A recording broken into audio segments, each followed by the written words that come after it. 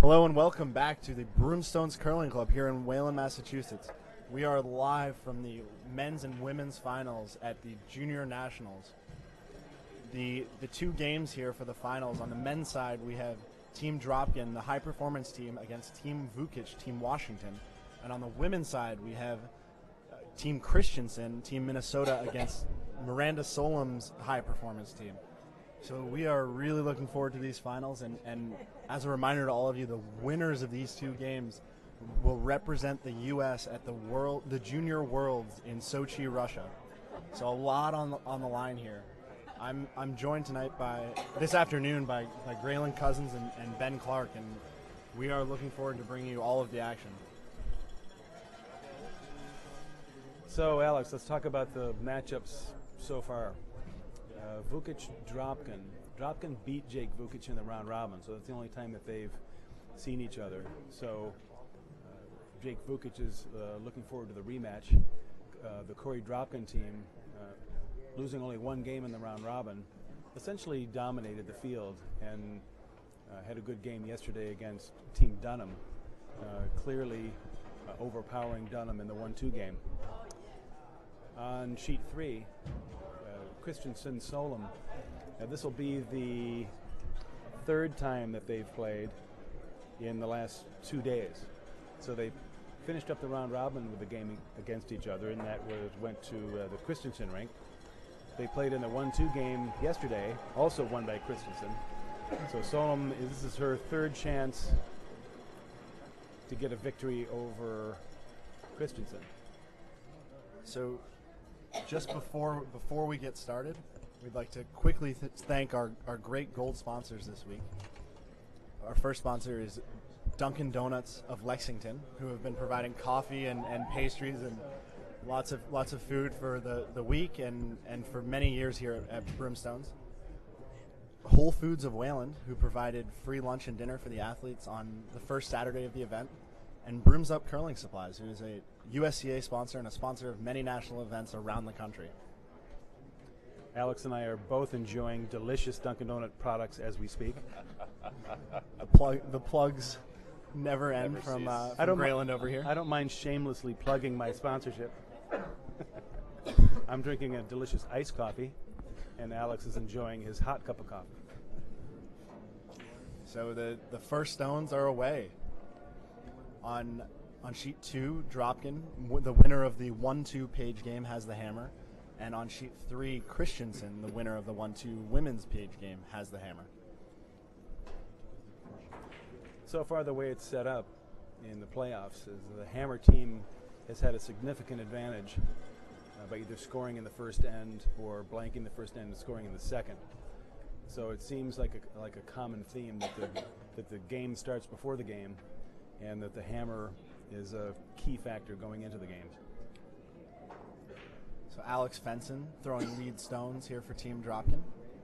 He's wearing number 12 today.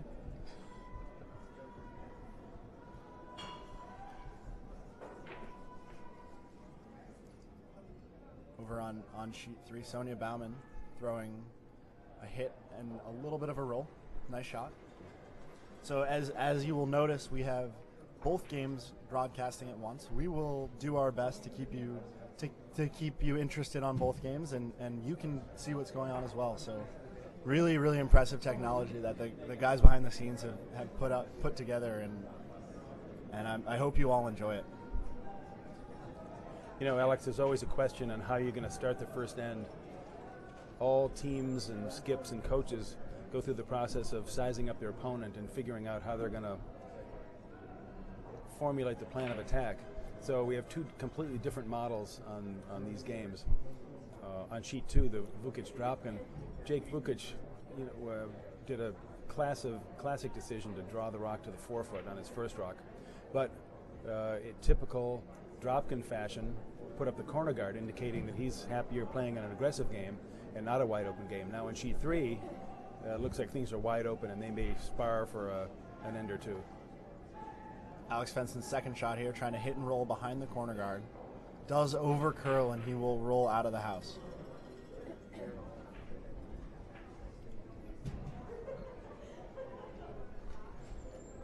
On I'm not sure if we can see the sides of the sheets. There's lots of on-ice seating available.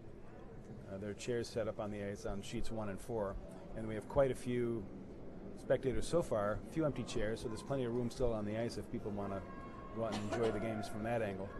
We do have lots of cowbells out there too, so there should be some extra crowd noise. I see. To add another extra level for this game. I can hear the bells. I can see the fans are a little rowdy. It's my understanding that there were some wave attempts in the game earlier this morning that were unsuccessful, but they may try them again this time. I think it's the requirement of the people inside the building to keep the wave going from one side to the other, and that would include everybody on the upstairs. Do we have to include the skips in the houses to make it a circle? Well, it's up to them. I would think if they're focused on their game, they probably will not enjoy the wave. So the stone for Team Washington did go deep. I believe it's just hanging on the back 12, but Corey Dropkin will completely ignore the two reds in the house and try to come around this guard and set up a chance for a deuce. Sweepers just sneak it by, and it will stop right about at the T-line. Nice shot there by Mark Fenner. No hesitation by Vukich, and he'll call for a freeze. Over on sheet 3, the Christensen team is already set up for their deuce. There must have been a missed hit on that sheet. Yeah, I didn't notice where that happened, but it looks like they'll be able to match shots for 2 points in the first, which is easier said than done. Luke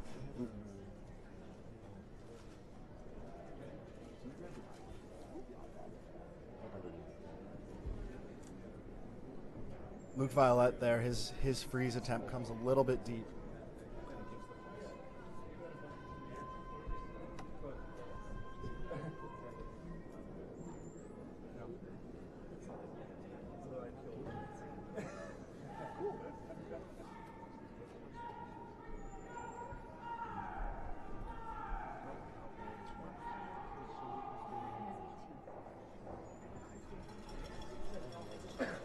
Nice hit and roll there by Mark Fenner. Rolls right in front of the Vukich stone, and already a very strong position here for the Dropkin rink. On sheet 3, there was a hit and roll out, so the deuce is off the table here for the Christensen, Minnesota team. Like I said, it seems easy just to be able to match shots for 2 points, but just one hit and roll out changes the whole plan. So a couple interesting numbers here. We are up over 200 viewers already for this game, and for the last game we had over 1,700 unique views on that semifinal game, which is really impressive. So we're glad all of you can join us, and we'll do our best to keep you posted. We also have broken the 20,000 view mark for the week. Another very impressive number. That's outstanding. I'm not sure if this is going to set the new standard for webcasting for events, whether they're juniors or whether they're adults, but they've done such a fabulous job here putting things together, and the camera angles, and they're really putting together a professional production out in the truck, as they say, with the satellite feed.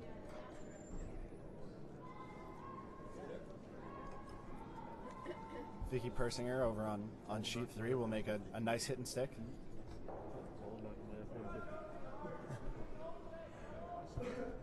And Dropkin here sitting 2 already, and couple misses early for the Vukich team has put them behind in this end, and we'll see what Dropkin can do.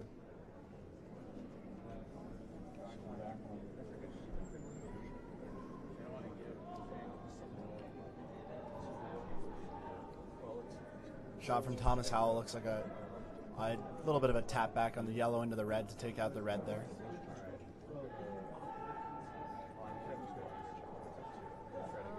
It's a nice shot.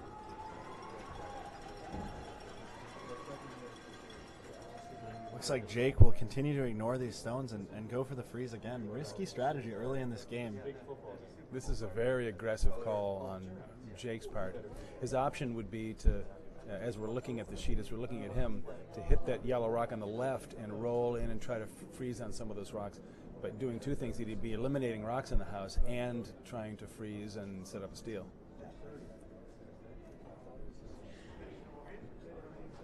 Here's the freeze attempt is coming down. That looks heavy again.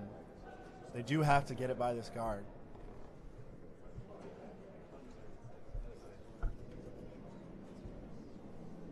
Nice shot there. Second shot.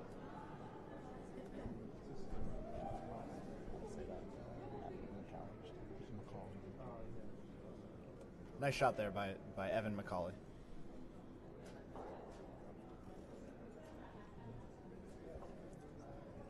And Dropkin will go for the peel of his corner guard. Try to set up a hit later in the end.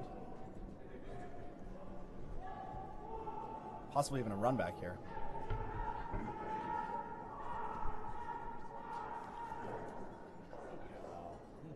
He does hit the red on the run back, but it jams and gets rid of one of the yellow stones in the back 8 foot. So Vukich remains lying 1 and looks like he's going to try a hit and roll. That's a big turnaround there for the Vukich rink. Yeah, the nice corner freeze behind the corner, force Dropkin to try to peel the corner guard, which is exactly what Jake Vukich was looking for. And now Jake looks like he wants to hit rocks, remove rocks in play, and roll off to the side instead of just trying to guard his shot rock.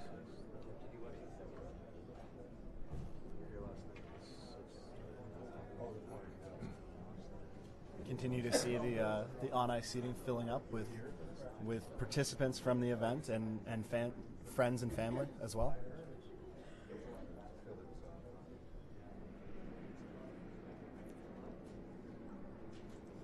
Jake Vukich's first skip stone is on its way.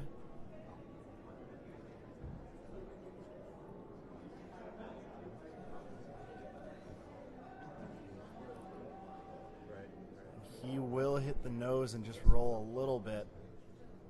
Leaves a double for Corey here. But in a pretty good spot for Jake, because it looks like, for Corey Dropkin to get this double, he may not be able to stay on the rings, depending on how hard he hits it. He does have the option here to roll in front of the second red as well. But that probably takes away the opportunity for 3.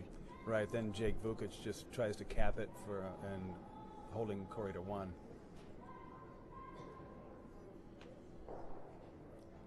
On sheet 3, the trading of hits keeps going. Miranda makes a nice hit and roll to the center. And now with her final stone of the first end, Corey Christensen will look to hit and roll out and blank the end.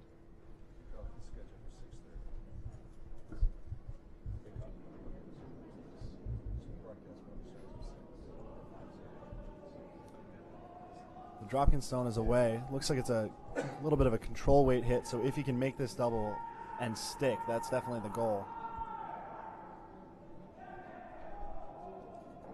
And instead it does overcurl and he gets the roll, but it looks like he set up a double for Jake Vukich here. Possibly a double to sit 4. And Jake didn't hesitate to indicate his shot call there. With a tight broom. He's playing the riskier turn here, the in-turn, which means he's going to have to take a tight broom cross over the face.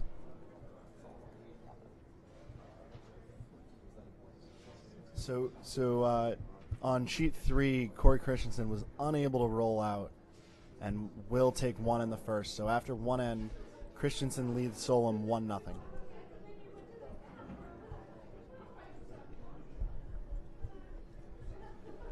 So we'll see how Grayland's theory about taking 1 in the first works out.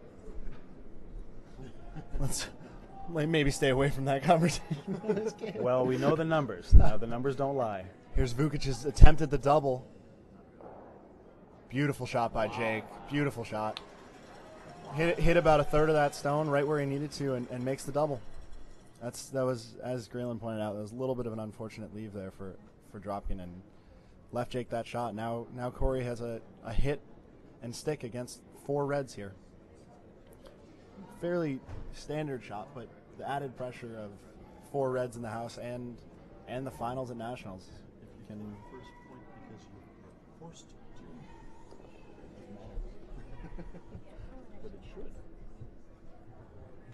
Now Jake Vukich was in a jam this end and somehow came out of it. Now that happened a lot in his last few games.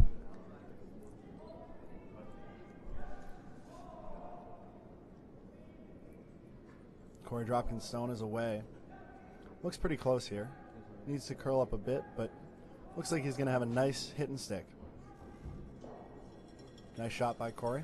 Takes his one, but a big turnaround in that end for the Washington team. Looked like they might give up 3 early. Evan McCauley makes a nice freeze, and then Jake Vukich makes a great double and forces their one. Now that we have a little break, Alex, let's just tell everybody what our format is today, just like all of our other shows. Alex will be doing the play-by-play, so Alex is really good at sort of keeping things going, letting you guys know what's happening. I'll be doing the color commentary, adding a few things in. I've got a couple of trivia questions for everybody today. And Ben Clark, also with us in the booth, he'll be doing a little both. You'll be providing the number.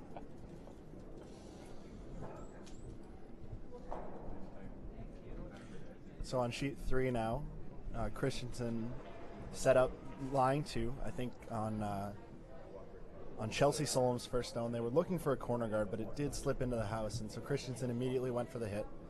So this end, after that missed corner guard, will likely turn into another hit trading end on sheet 2. Corey Dropkin going immediately for the center guard. And early on, it looks like both of these teams are looking to go. They want to play an aggressive game, and that will be exciting for all of us. I'm looking at the crowd out on the ice, and I see a lot of competitors. I also see a lot of Broomstones members. We run a program here at Broomstones, a competitive program for the juniors called the Olympic Development Program, and it teaches the kids how to throw the rock right, and eventually how to make shots, and eventually how to win curling games. It's a sort of a 3-phase approach, and I'm glad to see that almost all of our Olympic development kids are out on the ice watching these games. So the Alex Fenson guard attempt did slip into the house, and the Vukich team throws the hit, rolls out, and Corey Dropkin will go again for the center guard. So Anna Bauman here throws the little bit of a tap back on sheet 3.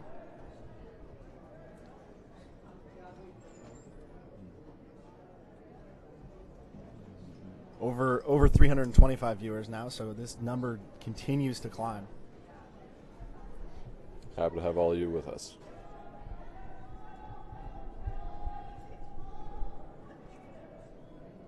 If you know anyone who's not watching, give them a call and tell them what they're missing.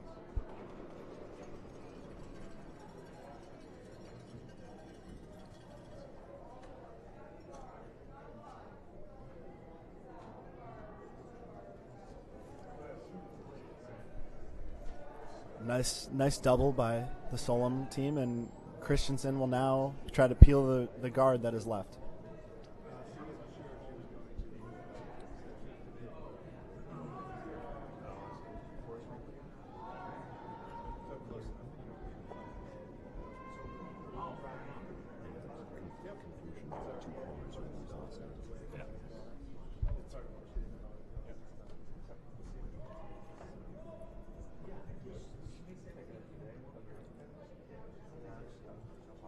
So the come around attempt by Nick Connolly here on sheet 2 over curls and will crash, leaving 2 corner guards, and looks like Dropkin will have Mark Fenner try to hit and roll to leave a center guard.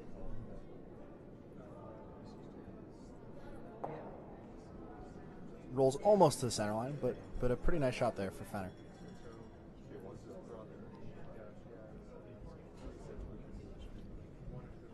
Let's take a look at how these 2 junior men's teams stack up age-wise. The team from Seattle, and they're all from the Seattle area. They practice together. Jake Vukich is college age, curling out of the Granite Curling Club. Luke Violette's the youngest on the team. He's only 13 years old, so he's a middle schooler in the Seattle area. and the other two are high school age. So another come-around attempt here for Vukich. Over curls and crashes. And it looks like Dropkin again will try to hit and roll to the center. So we've got a college-age student, middle schooler, and two high school kids on the Vukich team. The Dropkin team, we have 4 high school seniors from different parts of the country. Corey Dropkin, his home club is here at Broomstones. Tom Howell is from the Plainfield area. That's sort of metro New York. Fenner and Fenson are both from northern Minnesota. It's certainly a very young pair of teams here in the finals. As we mentioned in some of the earlier draws, over the past couple of years, there's been a lot of turnover in the field, and this is a fairly new field. And what we typically see in these final games is that there are mostly 18, 19, 20-year-olds playing in these games. So we only have one college-age person on this sheet. Great shot there by Luke Violet. For a 13-year-old, he's made a lot of impressive shots.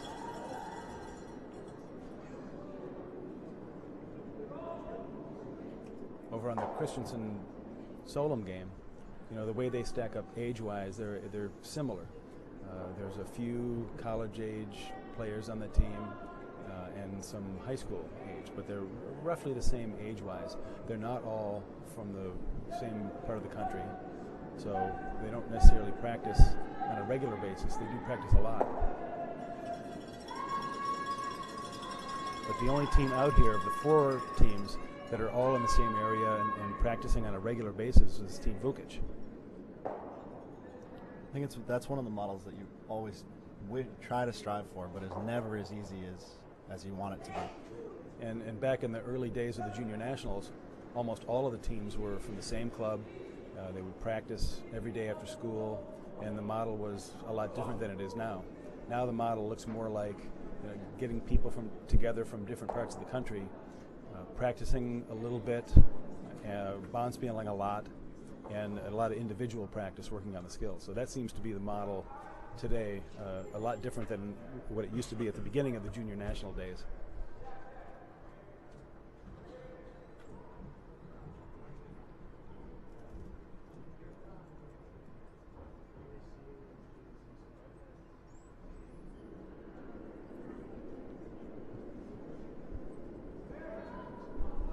Speaking of the competitive models, there is an opportunity to develop people from the same club, but it has to start early, and there needs to be a definitive program at the club to make that happen. So, and maybe those programs don't exist around the country, these competitive programs at the clubs that are forcing people to go out and look for talent, and the pool of players is not huge. So trying to find top-level play is difficult, and so most of the teams are ending up pulling people from other parts of the country.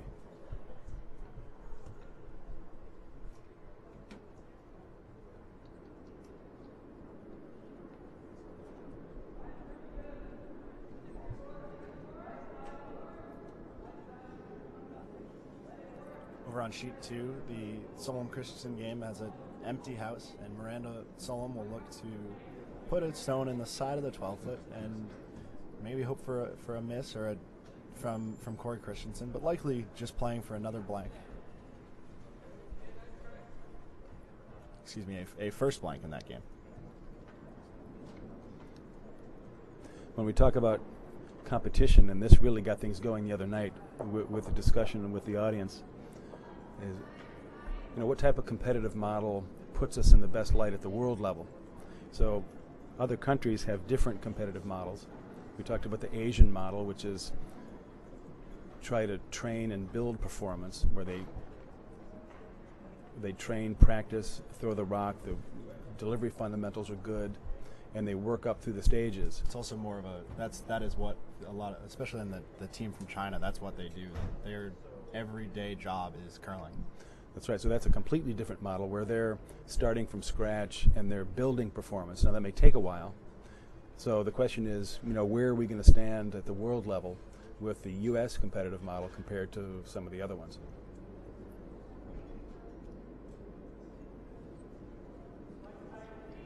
So Dropkin here trying to throw a come around. Does look to be curling. Oh, trying to split actually. I think it might be over curling a bit. Nice shot though by Corey. I think that stone is biting there on the top 12. I'm not sure, from it's hard again from this angle, but it may not be on the rings. Looks like it is from the overhead.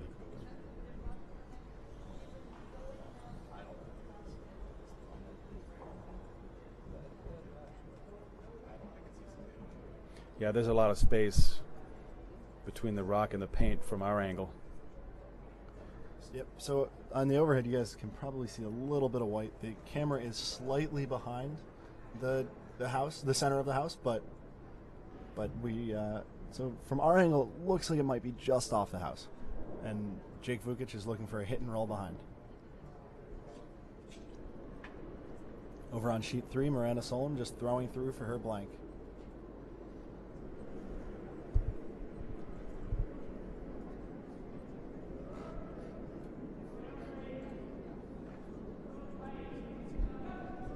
Oh, sorry, he's throwing the come around. Another aggressive shot call from Jake Vukich, and this looks like it might be in trouble.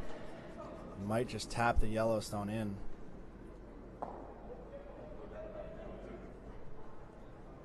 With hammer, he still will have a chance, but he taps that to the top 4, and that's worst possible outcome there for Jake Vukich. Yeah, that was a tough shot considering the turn he used to try to come around the outside of that. It was sort of uncharted territory. That was just a difficult shot he called for himself. Back to the competitive models. That leads me to my first trivia question. So now remember, you're not allowed to go look at the book on this. You can't have the programs from 1979 in front of you to answer these questions. But I was commenting earlier about how we stay competitive at the world level. I'm wondering if our viewers can list the skips names that of U.S. junior champions that have gone on to win the Worlds.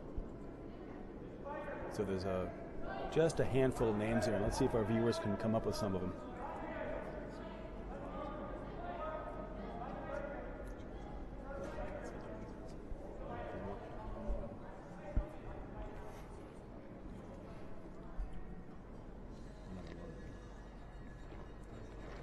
So the Dropkin guard does overcurl and comes a little bit deep, and Vukich will have a hit and stick for his one here.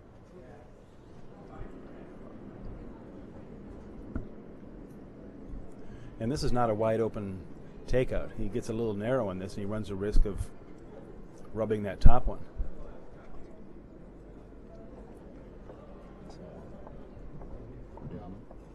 All right, so immediately people are posting some names. We've got Cassie Johnson, that's correct. Chris Plies, that's correct. Don Barkham, that's correct. I heard one from the crowd here with the final correct answer, and there it is coming up on the post. Al Edwards of North Dakota.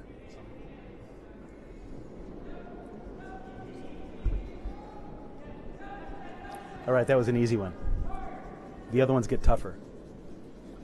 Vukich's stone coming down here. They're sweeping it hard by this guard. Nice shot by Jake. Takes his one. So after 2 ends here on sheet 2, tie game 1-1. Well, that was a nice finesse, soft takeout that Jake just threw. Didn't try to overpower it. He knew he needed it to curl a little bit, but still stay away from that top yellow. Very nice shot there by Jake. A little bit after Jake's first miss, it's a little bit of a missed opportunity for the Dropkin team. They get that center guard in a little bit of a better place, and they leave Jake with a harder shot, but nonetheless a good shot by Jake.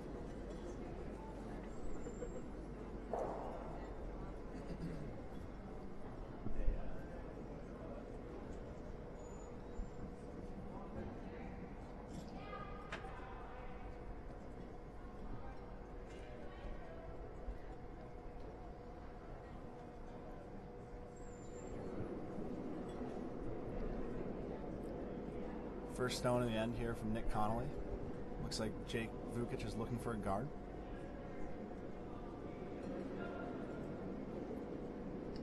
over on sheet 3.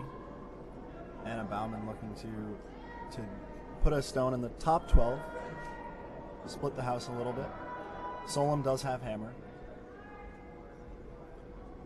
Nice guard there by Nick Connolly.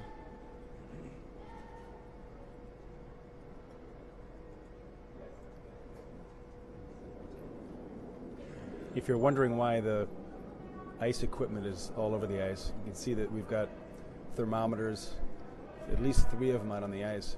You know, when you add seating, in whether it's a curling club or whether it's an arena, the bodies out on the ice do create some heat that eventually has to be pulled out of the rink through the refrigeration system. And our USCA ice techs are working our compressor manually here, trying to maintain the proper surface temperature. So they're really on top of this to see whether the people on the ice are going to change the conditions at all.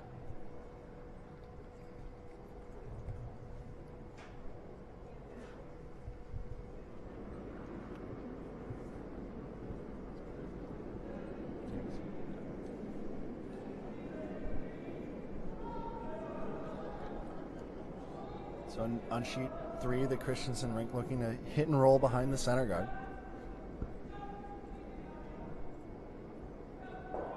They get a little bit of a roll, but not far enough. And I think Miranda Solem will be looking for the same shot. Good pair on sheet 2 by Nick Connolly. Gets around a guard. Overcurls a little bit, and Dropkin looks to be trying to go through the port and get a hack weight hit that just rolls behind the corner guard.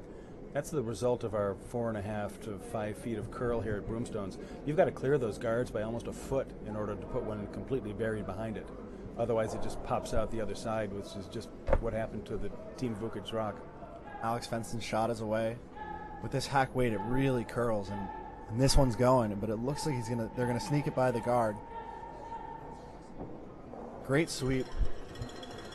Don't quite get the roll they were looking for, and Jake Vukich can see has that whole stone through the port, and we'll see what he asks for from Luke Violet. And he has to change the turn here. He's got to throw the in-turn at it. It changes things up just a little bit. Throwing more weight than Alex Fenson did, but this does need to curl to get off that center guard.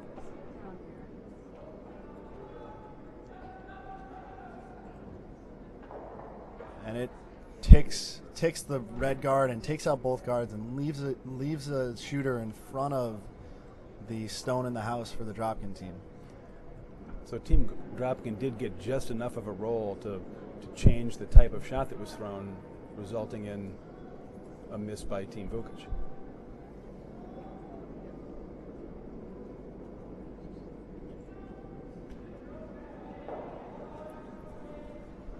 Not much going on sheet 3 as far as aggressive play. Looks like they're happy to bump along and spar for a little bit with a blank in the second, and not much going on here in the third. Several attempts there by both teams to try to hit and roll behind the corner guard, and so far behind the center guard, and so far no one has been successful yet. I think the first team to get that roll behind will really put pressure on the other. And this will be the first nose hit that, if it stays, it'll be outside the rings. And it rolls out. So now Miranda Solem has a chance to get around that center guard and set up for a steal.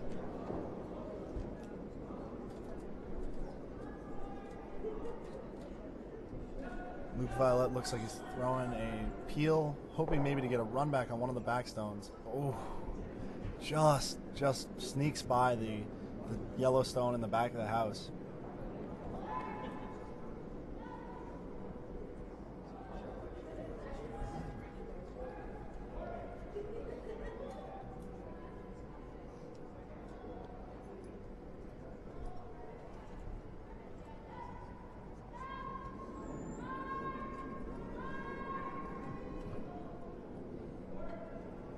Mark Fenner here looking to draw to the far side of the house and set up 3 counters for the Dropkin rink.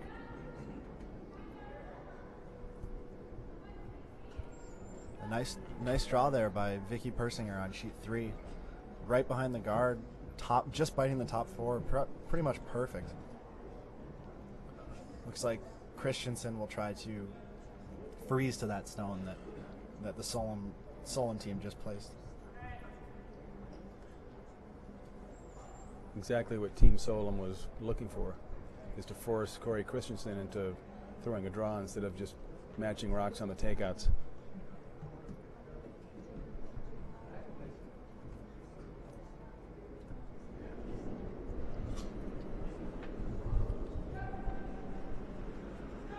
Evan McCauley here looking for a hit and roll, maybe even a double.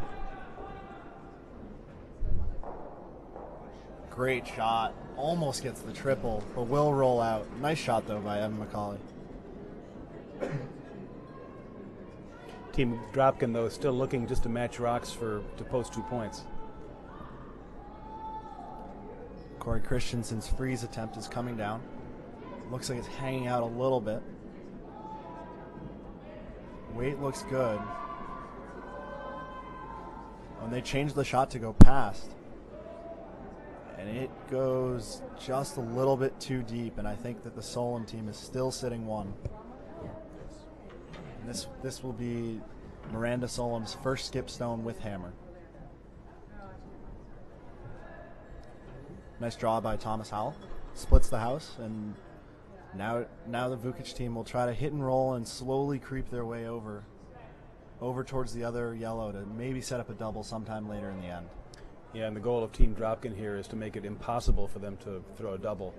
And by lining them up just as they did here, they're achieving that.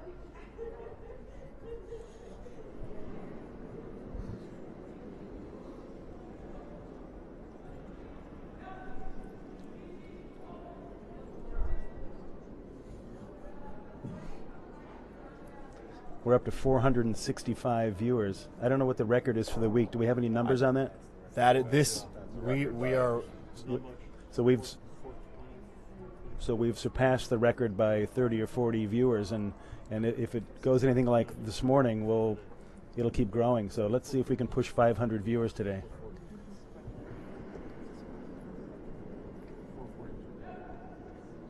Quite a few people posting things in the chat room. We do have a group of people out at Wittenberg University watching the Junior Nationals. Springfield, Ohio. Do we have any graduates of Wittenberg here? I may have gone to school there, and my son may be attending at this point.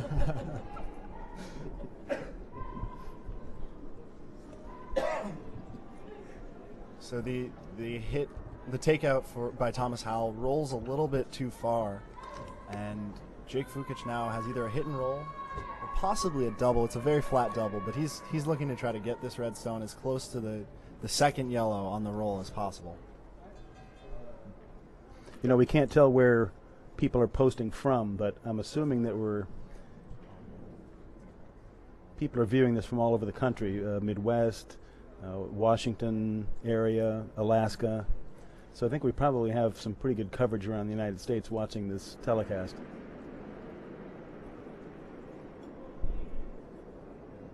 So Vukich's hit is on the way. They're on it all the way hard. He's throwing bomb weight here.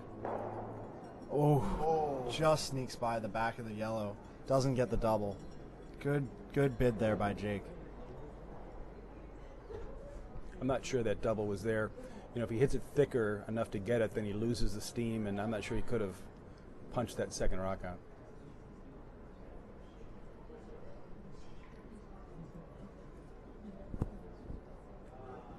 Almost 1,000 followers. We want 1,000 followers. How confident is It's not going to crash the system, is it?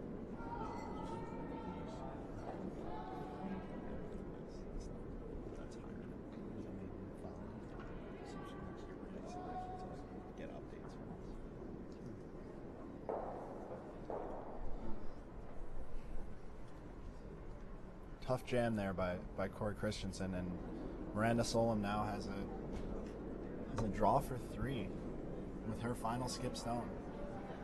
This could be a pretty big point early in this game if Miranda is able to make this draw. And Vicky Persinger's looking at the shop. This is not an automatic draw for 3. because she can't come on top of her own rock necessarily and still be third shot over the red, unless they've taken a close look at that and they know that that she can over curl and come onto the top of that rock. But she's got lots of broom. I'm surprised they're not throwing the hit here. If that may be the easier shot, and it does have a little bit of risk if you hang out, but right. So her margin of error is not much on the draw side because she's got to get around her own yellow to bite the forefoot, or even maybe throw the draw the other way. But well, her choice is either to hit and stay, maybe on an in-turn to stay on the sort of a more of the protective side, or to throw this draw. So I'm sure she's weighed the options and thinks she's got a better shot at throwing the draw to the forefoot.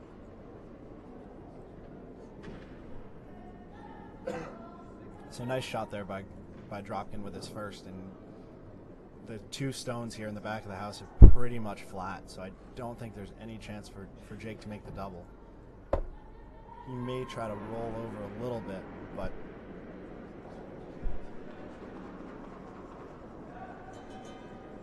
sweepers are on this all the way. They really need to hold this as close to nose as they can. And just by the back of the stone again, roll out for Vukich, and Corey Dropkin will have a draw to the empty house for his deuce.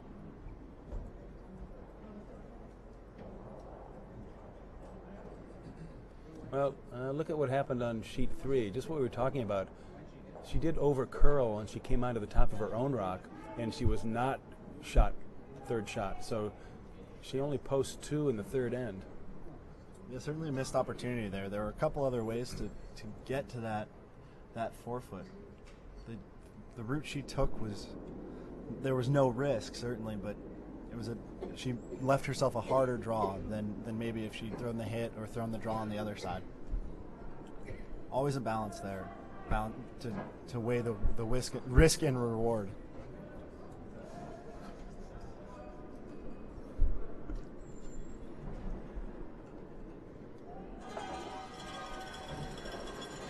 Nice shot there by Corey Dropkin. Gets his 2, and Team Dropkin now leads 3-1 over Washington.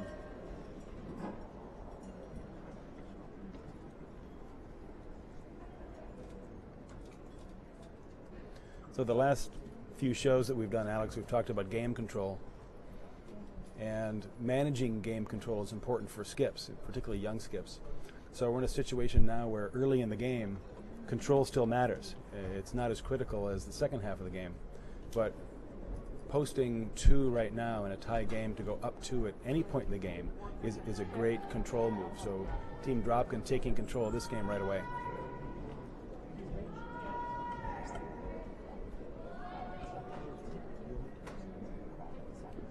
So the question is, who's in control on sheet 3?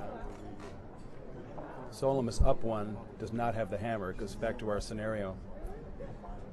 Down 1 with the hammer, is that a control position, or are you better off being up 1 without? So let's call it neutral at this point. So early in the game on sheet 3, we don't have anybody taking obvious control of the game.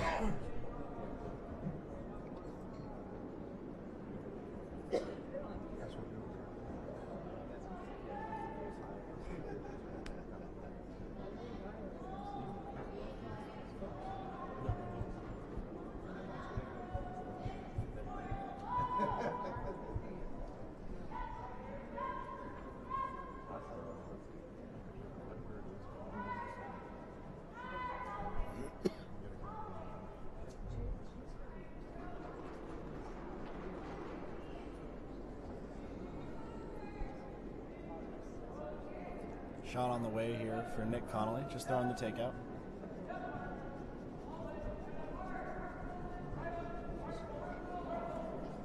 Nice shot, rolls over a little bit.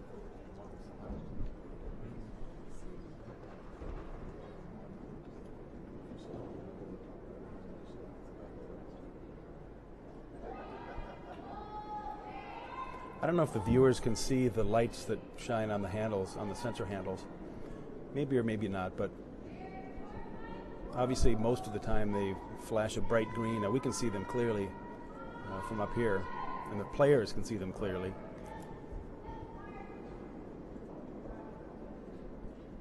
If there is a violation of the hog line, these red lights shine even brighter than the green, so it's very obvious to everybody if there's a hog line violation. And the policy then is for the sweepers just to kick it out of play, is to stop it. It's a violation, the red lights are on, and it's clear to everybody what's happening. Now, Jake Vukich has had several hog line violations throughout the week. Including one in the semifinals this morning. That's right.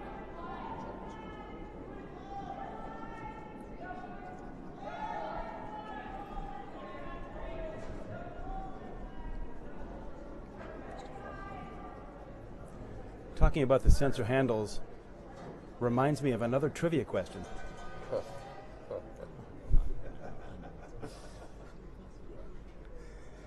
Here's the question. What significant rules change occurred in 1972 as we were leading up to our first junior nationals in the United States? Okay, this is a rule change that is significant in curling that happened in 1972. For a junior nationals, you were asking some dated trivia questions. That's why they're hard. And I'm old and I know the answer to these. I think I'm a few years too young for some of these questions.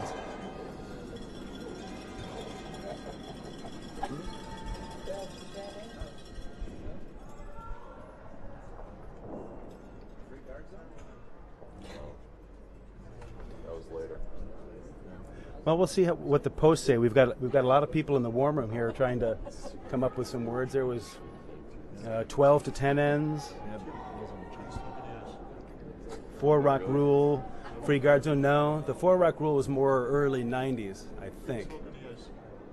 No, smoking on the ice is another answer I'm hearing.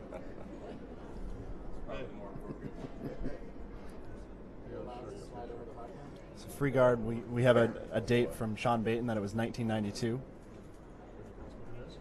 I heard the correct answer in the warm room, but let's give our viewers a little bit of a chance to, and I'll ask the correct answer person to hang back without announcing that to the rest of the group.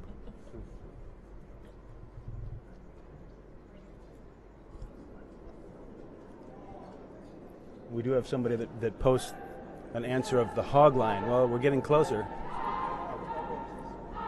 So over on sheet 3, the Solem team is set up very nicely for a steal here. They have their stone on the top 4, and Corey Christensen's Minnesota team is peeling away here, trying to get at it. There is a stone in the top 12 for Christensen, but that Solem stone on the top 4 is just about perfectly placed.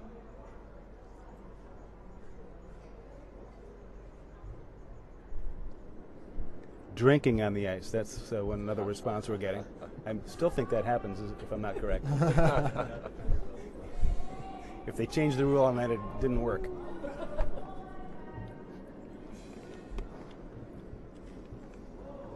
The Vukich team has a very side corner guard and looking to come around it. This stone really needs to finish and probably won't bury all the way, but they're going to bring it as far back as they can. Think it's about a third covered, but Corey will have Thomas Howell attempt to hit and roll. On sheet 3, the other Corey Christensen, is calling for another peel, just trying with some of these stones to get the front of the house open.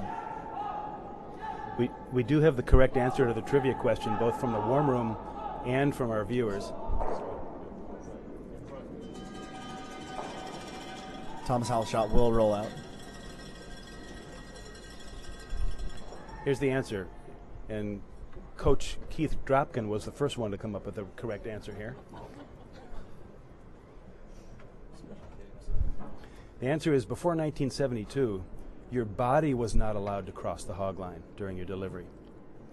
So, and if you remember curling back then, and a lot of people here don't, that people would throw the rocks, particularly on the takeouts, and they'd have to slam their arm down on the ice to stop their body from touching the hog line.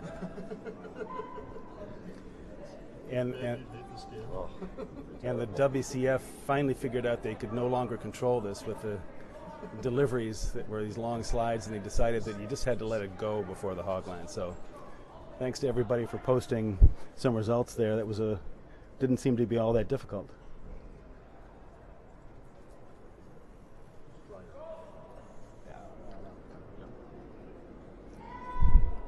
I like the answers that are posted, though. Matching sweaters, that's a good answer.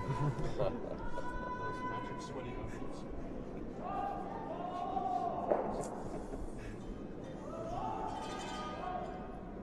So continued peel attempts by the Christensen team, and still there are 2 center guards for Miranda Solem.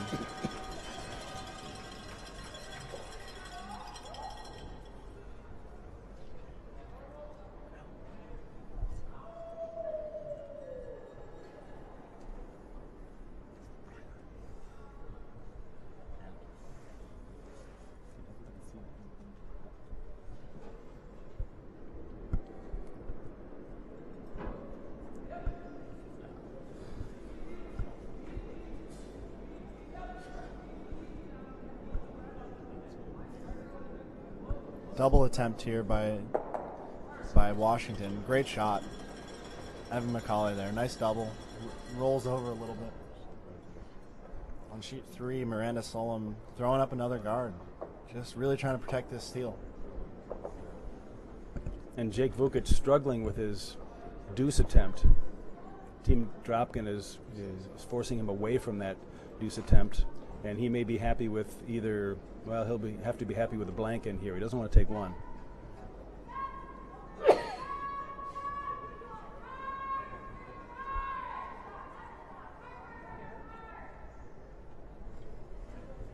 Good guard by Miranda. I think they wanted maybe to curl an inch more, but it does the job.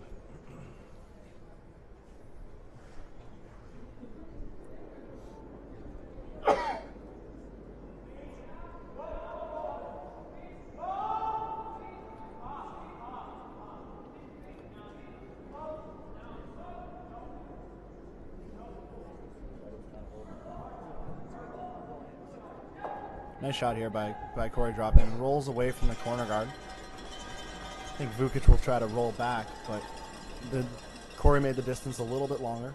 Tougher shot now for Jake Vukich. So Jake's still after the deuce. It gets harder and harder the farther you have to roll on these hits. 500 viewers.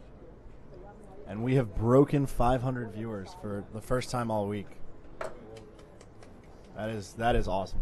You know, there's two categories here. There's people that are viewing now, and we're at 519 people viewing right now. But then there's also a category of followers that people are getting some type of feed or getting updates, and we're at 995 followers at this point. Bulls did top 500 last year.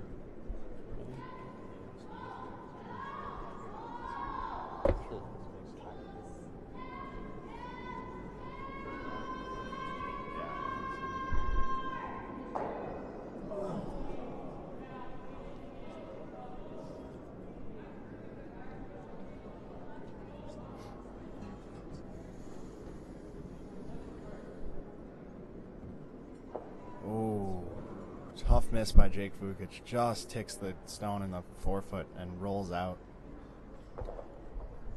Over on sheet 3, Corey Christensen trying to run back to get that yellow rock off the forefoot, and it barely missed. And now it looks like Miranda Solem will throw another guard and try to make it even harder for Christensen to get at that stone on the forefoot.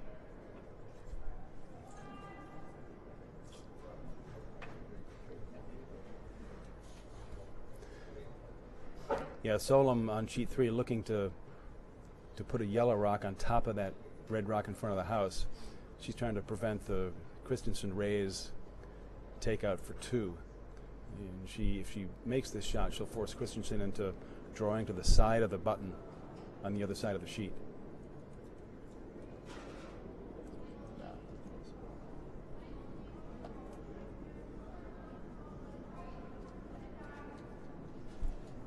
How many people do you think are at the club?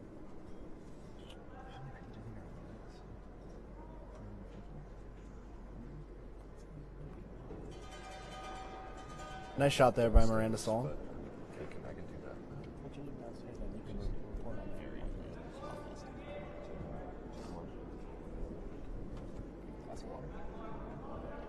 Question came up, how many people are at the club watching? Now we can only see the people up on the second floor, so we've sent our other color person downstairs, Ben Clark. He's going to go check, and he's going to get us a rough number on how many people are watching at the club. So Corey Dropkin's draw here comes a little bit deep and will leave Vukich with a hit and stick for his one. Wanted to leave that probably in the top 8, so Vukich would have a tougher draw. But instead, just this hit. We saw Vukich make a similar shot with possibly even a little bit harder shot 2 ends ago to take his one in the second. Over on sheet 3, Miranda Solem did not cover that red rock, and Corey Christensen's shooting for the run back for 2. And the sweepers are on this all the way. Oh, just by. Needed to hold that out about 1/8 of an inch, but very good attempt by Corey Christensen and a steal of 1 for Miranda Solem. So now after 4 ends on sheet 3, Solem leads 3-1.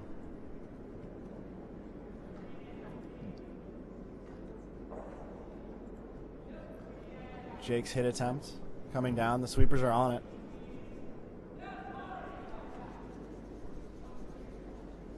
Great shot. Takes his one. So now after 4 ends on sheet 2, Dropkin leads Vukich 3-2. And after 4 ends, we can start to see how things are shaping up here. You know, we talk about game control, so we have clear control on both sheets now, where Dropkin now up 1 with the hammer, obviously a clear control position. You know, early, middle to the game. Over on sheet 3, Solem with a steal of 1, up 2. Again, clearly a control position, and we'll see how that plays out for the rest of the game.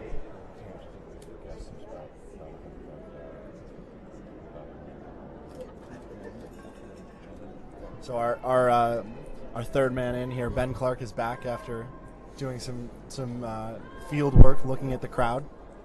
How many people do you think are here, Ben?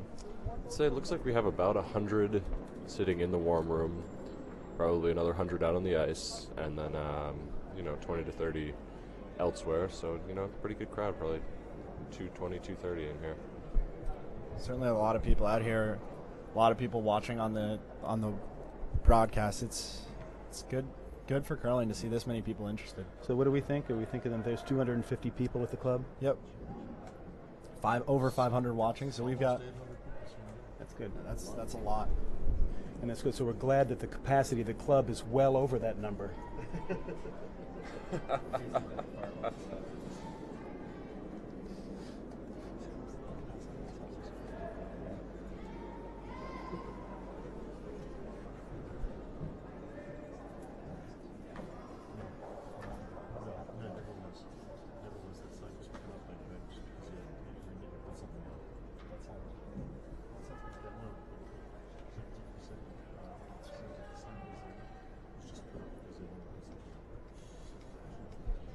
I asked him about that. I said, people just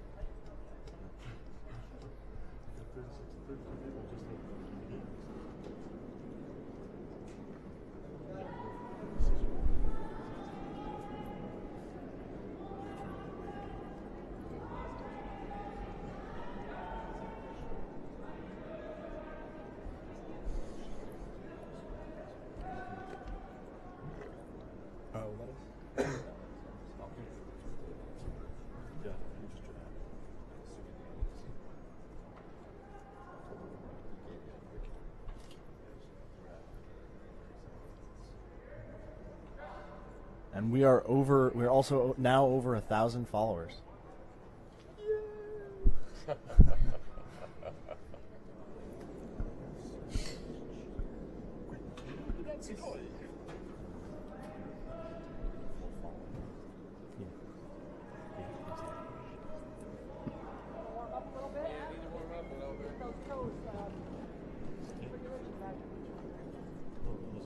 Come around here for Alex Fenson. Looks a little bit heavy. Vukich will try to bring this back as far as he can. Ends up in the back 8 foot.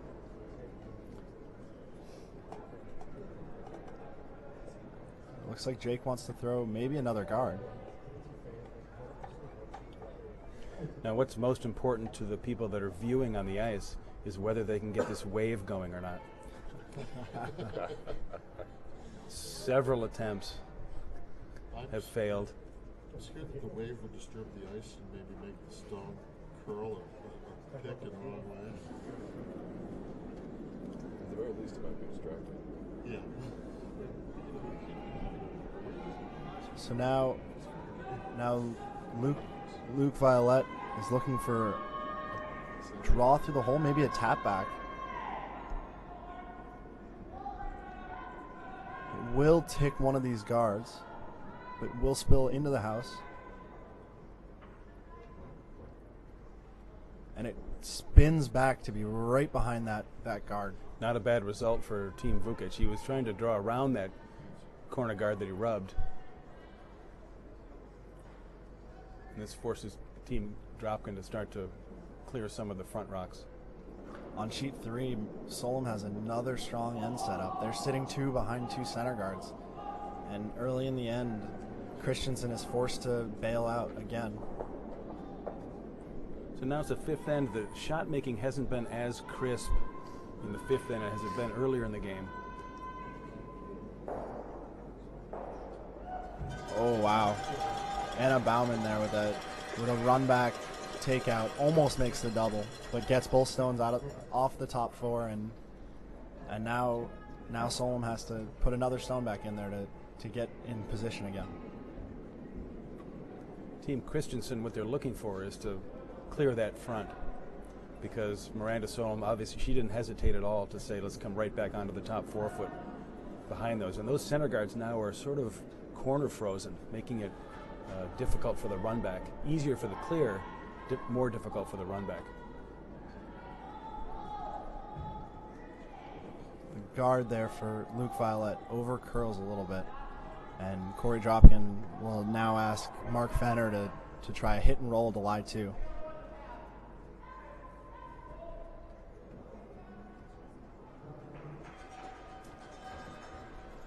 Nice shot there by the Solem team.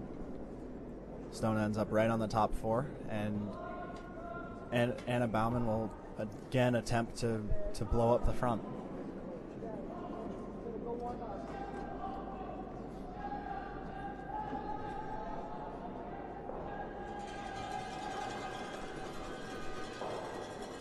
Nice peel there by Anna Bauman, and one of the stones actually spills into the house. So very good result there for Team Christensen.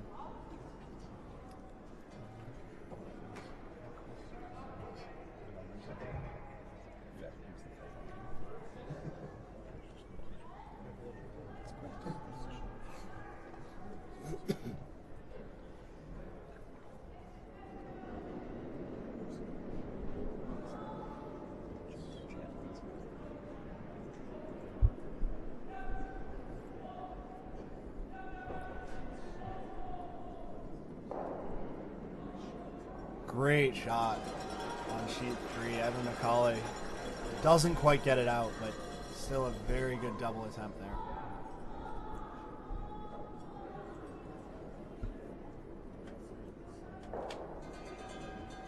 Solem decides to not put up another center guard, but instead hit, and they stick there for 3 yellows in the house.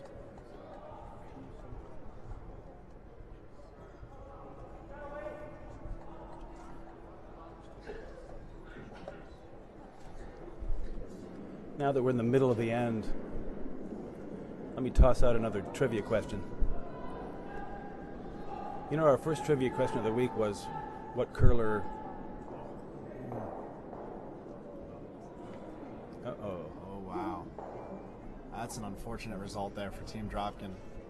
They just take the guard, and a bunch of stones hit each other, and one of the Vukich stones comes to the back of the 12 and knocks out the one counter for Dropkin. They do roll over and bite on the other side of the house, but now Vukich sits 2. Right, it's not a horrible position for Team Dropkin. The 2 Vukich rocks are behind the tee line. Team Dropkin does have the hammer, and he's got one biting the rings. So the first trivia question of the week was, what person debuted in the Junior Nationals? What national, world, and Olympian made their Nationals debut here at Broomstones in 1979? The answer was Tim Somerville. So this next trivia question is similar. What person national, world, and Olympian, made his junior nationals debut at Broomstones in 2003. So I'm thinking of the national, world, and Olympic level curler who debuted at the junior nationals in 2003 right here at Broomstones.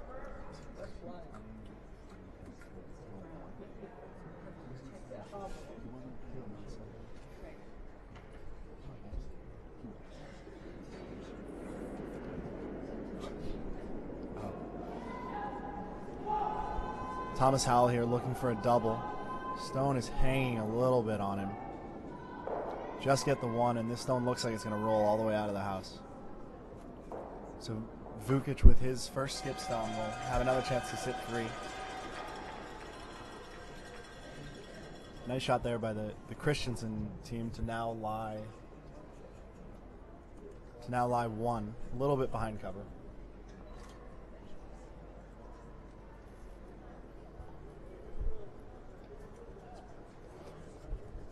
Well, apparently that was an easy trivia question because we immediately got the correct answer from one of our viewers. I'm not sure we got the correct answer from our crowd at the home club here yet, did we? Yeah, they did. Oh, yeah. No, the correct answer is Chris Plies. Chris Plies was the alternate on the winning team, Jesse Gates from Minnesota. 5th player, we call him now. So on sheet 3, Miranda Solem is trying a short run back here, trying to hit this yellow stone into the red on the 4-foot. If she makes it, she can be sitting 3 here. Looks very close. Great shot by Miranda Solem there. Yellow lies 3.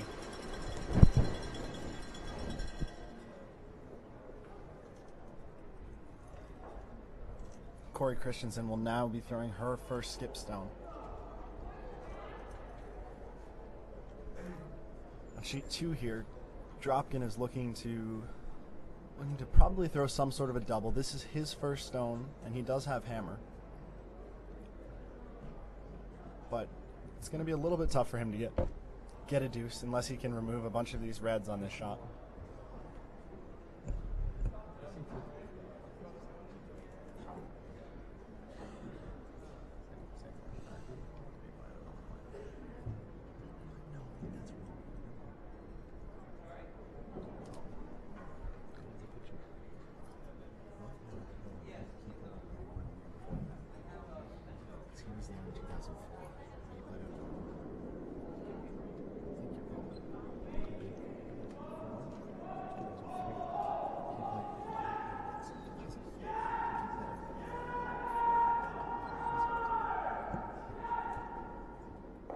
Corey Dropkin's stone over curls, rolls to the side of the 12-foot. It looks like it's second shot, so we'll see if Jake Vukich tries a hit and roll. Christensen looking for a hit here. Needs to sneak by that. Ooh. Just clips the stone in the top 12 and taps it to the 8-foot and rolls out herself. Now Solem has a draw to lie 4. And really put Corey Christensen in some trouble. And you can see where she's indicating where she wants it. She wants this tight, maybe middle of the 8-foot to make the run back difficult for shot rock and the draw difficult for shot rock. So this is a good spot, top 8-foot, if she can put it in that spot. Jake Vukich throwing the hit on the second shot there for yellow. And he looks narrow here. They are really pounding the stone. And that might be trouble for Jake Vukich. That's a flash. Corey Dropkin now has a hit and stick for his 2. Tough miss there for Jake.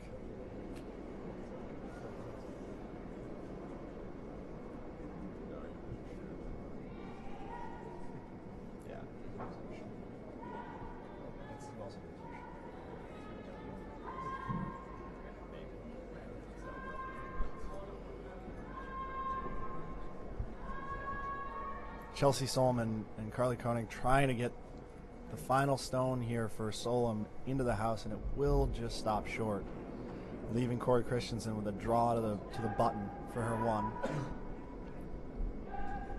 Corey Dropkin's final stone is away. Looks very nice here. Sweepers are on it and off it. And he gets the nose hit for 2. Dropkin takes 2 there. Takes now a 5-2 lead going after 5 ends. It's now at the 5th end break in sheet 2. Yep, Alex, back to the control idea. So this just strengthens Team Dropkin's control position in this game. So as Jeff Hannon points out on the chat, one of the things that Corey Christensen is put in a position to do is beat Solem 3 times, and that's tough to do. The one interesting thing with the Page playoff system is that you can play a team 3 times, and in this case, Christensen beat Solem both of the first 2 games, and now none of that means anything. It's the final, and winner goes on. You know, they say it's difficult to beat the same team twice, but to beat them 3 times, and remember, this is only in the last 2 days. So they played the last round robin game together. They played the 1-2 game yesterday, and now the final.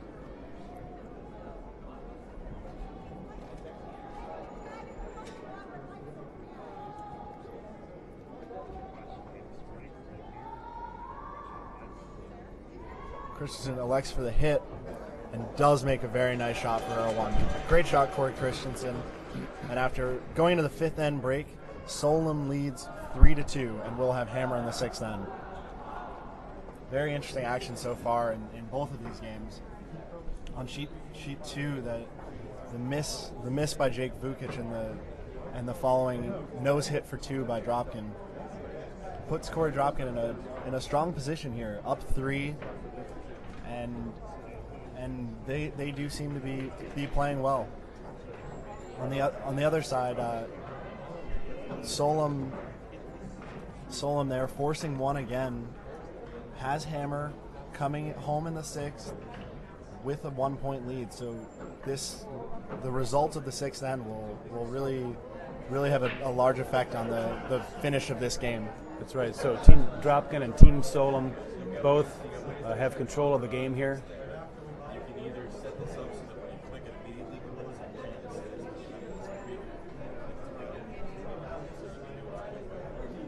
and So I would imagine that Vukich and Team Christensen will be looking at post. If Vukich looks like he wants to post a 2 in the 6th end, and Christensen will probably be going about as hard as she can for a steal.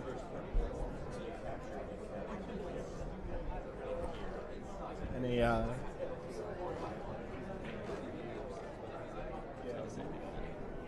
with both teams on 5th end break, it seems like the whole building is taking a little bit of a break right now.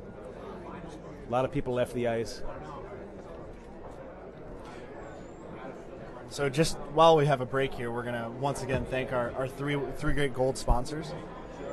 Dunkin' Donuts of Lexington, who has been providing coffee and pastries for Broomstones and for the Nationals. Whole Foods of Wayland, who provided free lunch and dinner for the participants on the first Saturday of the event. And Brooms Up Curling Supplies, who are a major sponsor of the USCA and national events across the country. So thank you to those sponsors.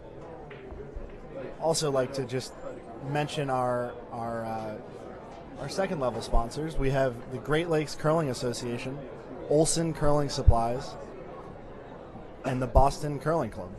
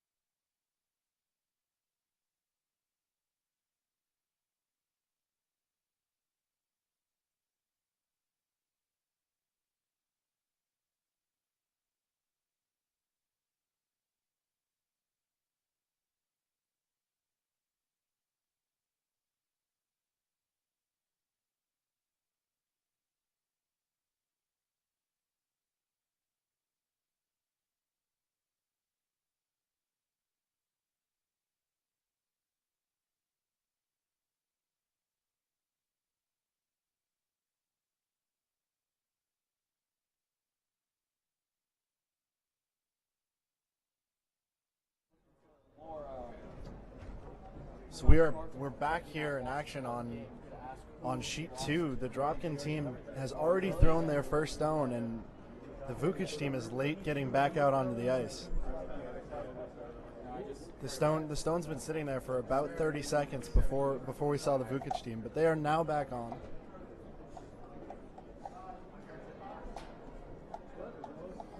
So a little bit of a panicked first stone here for the Vukich team, as they they weren't on the ice in time after the fifth end break. And they've been playing pretty quick. They're probably not in trouble on time, but you certainly don't want to waste 30 seconds getting back on the ice. Like we've said earlier, there's a lot of things that have to happen during that fifth end break, and most people didn't like the shortening of the fifth end break. It used to be 7 minutes. That gave people just a little bit of extra time to get the things done that they needed to, but the 5 minutes squeezes them, because we're still trying to do the same things we did in 7 minutes but with 2 minutes less, and it's really not working.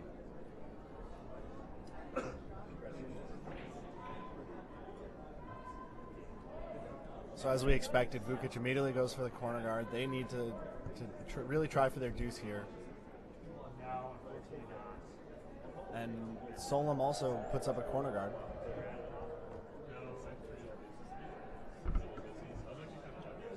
You have to expect that Corey Dropkin will attempt to keep this end fairly open. Really not try to not let Vukich get anything going.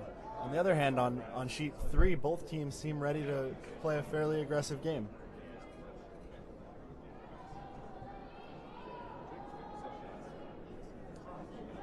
Check the game clock.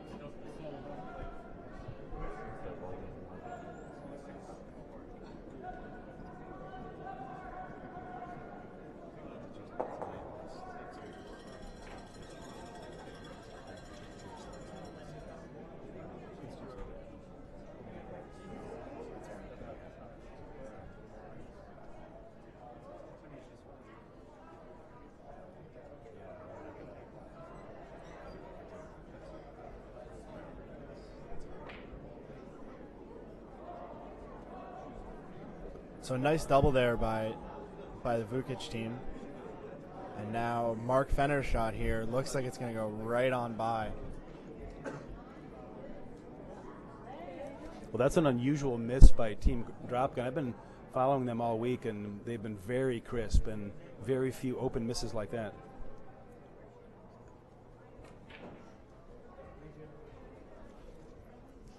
Yeah, not something we've seen a lot, certainly. And Vukich with the hammer really needs to post 2 to get back into this game.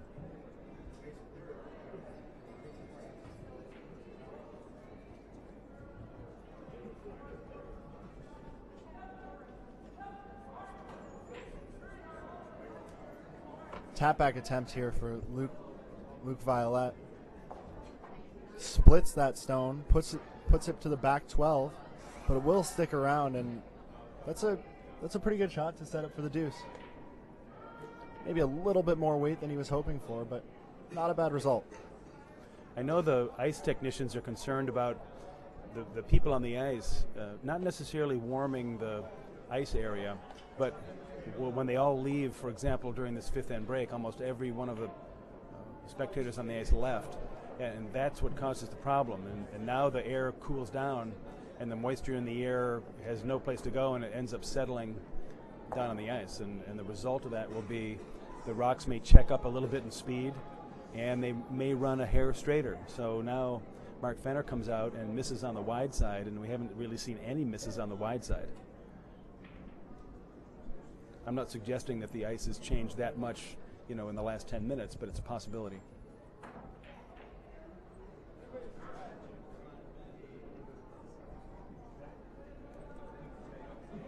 The rollout there by Fenner, and now Luke Violet has a chance to come around this corner guard and put Team Vukich in a good chance to get their deuce.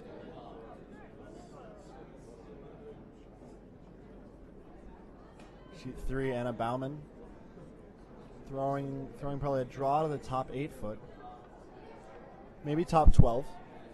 They are lying one without the hammer here in the 6th end.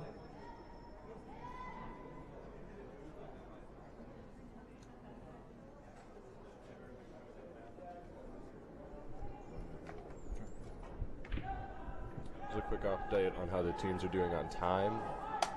Vukich is at about 37 minutes, about a minute behind Dropkin, and Christensen is at about 38 minutes, and Solem is about a minute and a half behind them.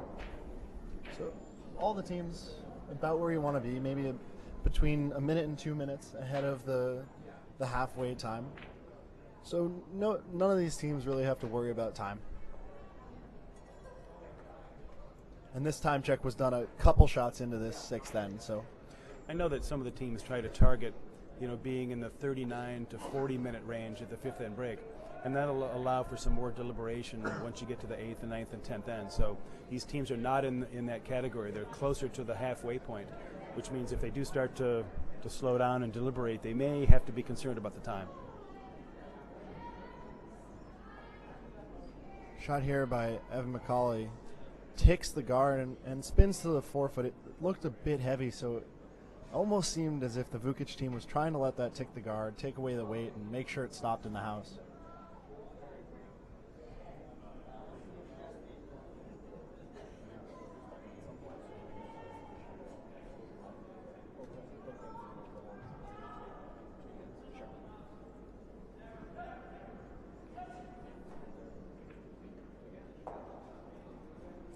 Ooh, just missed the double there by Thomas Howell. Rolls out, and Vukich again will have Evan McCauley try to come around this guard. Vicky Persinger with a hit and roll attempt on sheet 3. Nose hits, doesn't get any roll. And Christensen's going to use that stone for backing and try to freeze right on it, on the button.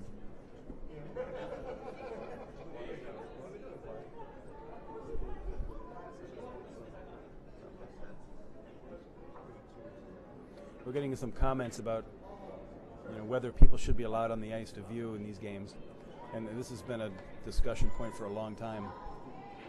The question is, do you let people out to view and to be excited about the sport, maybe build the sport, or is it all about the competitors and their ice conditions? If you believe that it's the competitors deserve absolute perfect ice conditions, then you wouldn't allow anybody out on the ice. Because it does affect, and we've had national championships. I remember in Utica one time where it was televised, and the lights from the cameras and the spectators on the ice just destroyed the ice. In fact, you could see a thick layer of frost, outside, maybe outside the 8 foot, and shots were not possible, from the 8 foot out. And so that's a really good example of what the media desire to publicize our sport and get people excited about curling. It does come at a cost. So on sheet 3, the freeze attempt by the Christensen rink was a little deep. Did tap back, and Vicky Persinger's tap back attempt over curls, crashes on the guard, does roll into the house, but not what she was looking for there.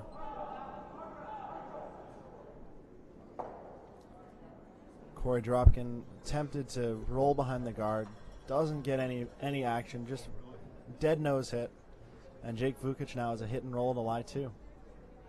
And over on sheet 3, Corey Christensen needs to be careful. She's got one rock in the pot that she's trying to cover, but Team Solem does have 3 rocks in the house, and Solem has the hammer. So Corey Christensen needs to be very careful here that she doesn't miss this opportunity to protect. They chip that red rock out of there, and it'd be a very difficult situation for Team Christensen.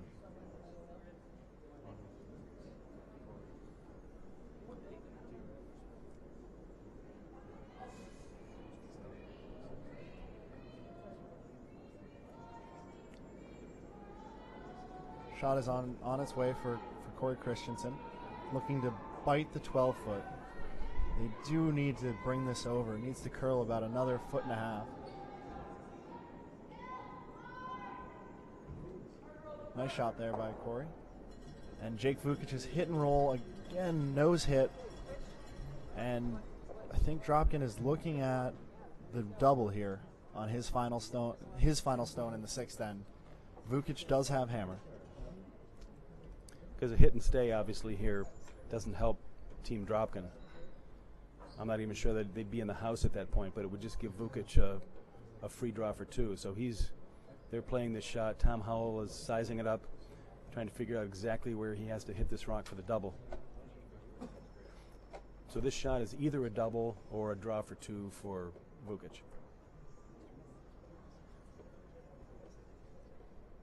On sheet 3, Miranda Solem is looking at a double take, a run-back double to sit 4. Dropkin stone is on its way on sheet 2. Thomas immediately calls off. Looks pretty close here. Ooh, just goes by the back stone. Only gets 1 stone here, so Jake Vukich has a draw to the empty house for his 2. Looking over at sheet 3, as Graylin mentioned, Miranda Solem attempting a double here.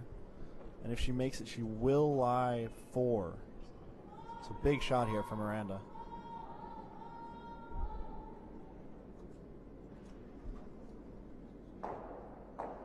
Oh, right on the nose. Jams on the stone in the 4-foot, and that stone goes and jams on one of the yellow stones. I believe red now lies 2. Unfortunate result there for Miranda. Again, not what she had in mind. Now that shot was only missed by about 1.5 inches, yet she got nothing out of it.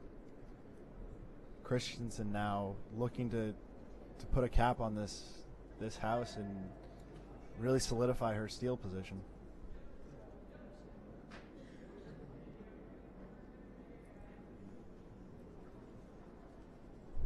Vukich's stone is on its way. Sweepers are going pretty hard, but it looks good.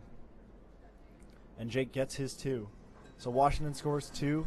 Now the score is Dropkin 5, Vukich 4, going into the 7th end. So now late in the game, now Dropkin's still in a control position. He's up 1 with the hammer. But later in the game, any 1-point game, you can steal, lots of things can happen. And we'll see how aggressive Jake Vukich is going to be. I'm sure he's going to be all out for the steal. Yep. They had a very surprising comeback in the semifinal, and this game is closer than that game was, so they are certainly not out of this. Nice guard there by Christensen. And now we'll try to figure out a way for Miranda to get at this stone in the 4-foot. Team Vukich does have experience coming from behind. In fact, quite a few games this week. Things got away from them early or middle part of the game, but they scratched their way back into the game, and they won half of those ones that they were behind in, including the game this morning.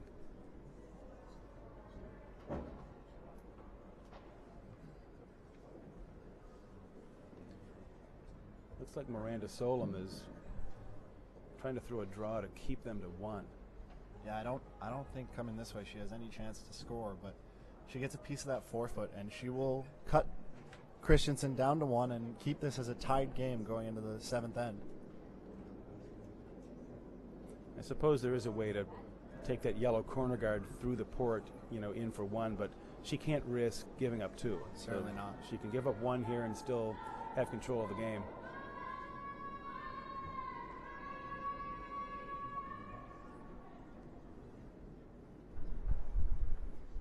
Oh no. That stone will crash the guard. And that is a steal of 2 for Christensen. So Christensen takes the lead over Solem 4-3 going to the 7th. Tough shot there for Miranda Solem. And that was a key post in an even end. Solem really needed to post that to maintain the type of control she's had for the first part of the game. Now, this doesn't mean that the control shifted. So Solem is now down 1 with the hammer. And again, we can argue whether this is a control position or not. But it's not obvious. Nobody has obvious control of the game on sheet 3. So big end there for Corey Christensen. Takes the lead. And we have a very exciting game finish shaping up on sheet 3. So we're now, as you can see, looking out at the club here. A lot of people out there on the ice. Look, it leads to. I think it's a cool experience out there. A lot of fans, getting a different view of curling that you're not used to. And it sort of mimics the experience that we now have at men's and women's nationals, where we are playing at arenas. And another note, we have reached 600 viewers, which is huge, huge numbers. All right, a new milestone, over 600 at this point.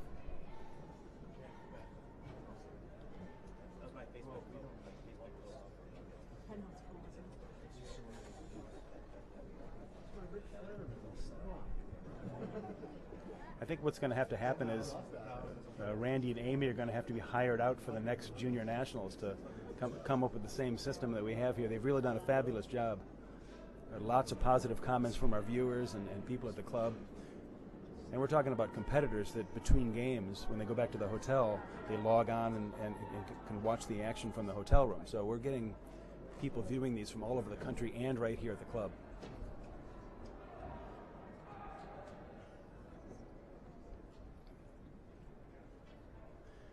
So, Alex, we ready for our last trivia question of the event? Shoot, go for it. Okay. I'll tee this one up, and then we'll let people respond, and then we'll focus on determining a champion. Then we'll be in the the 8th, 9th, and 10th ends, and we'll focus on what's happening out on the ice. So we've talked about the sensor handles. We've talked about the hog line rule, the significant change in the rule in 1972. The question now is, why is the hog line called the hog line?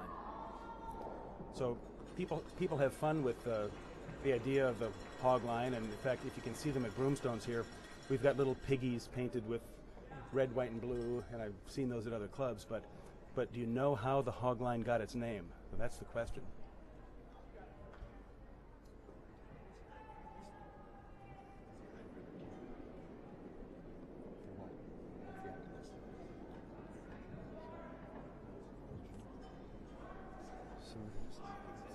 Luke Violet throwing it tap back here. Needs to curl a little bit. Oh, just ticks the guard. They were sweeping it early, and it needed to curl about a half an inch more to get by that guard. Unfortunate miss there.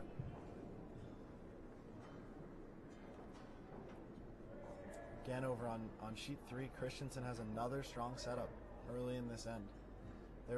Their stone on the forefoot is a little bit deep, but a miss on the draw here by Chelsea Solem going to the back 12 puts them in a little bit of trouble.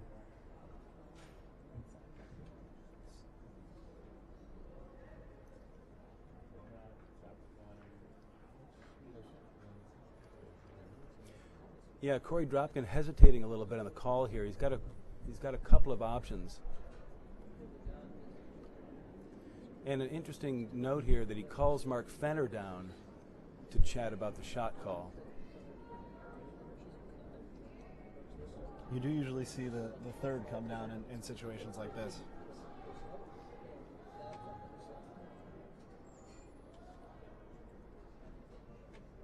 Anna Bauman throwing a freeze over on sheet 3. And that's a great shot. Right on the button. Christensen lies 2. And Solem, again early in the end, is forced to bail. Throwing the peel here.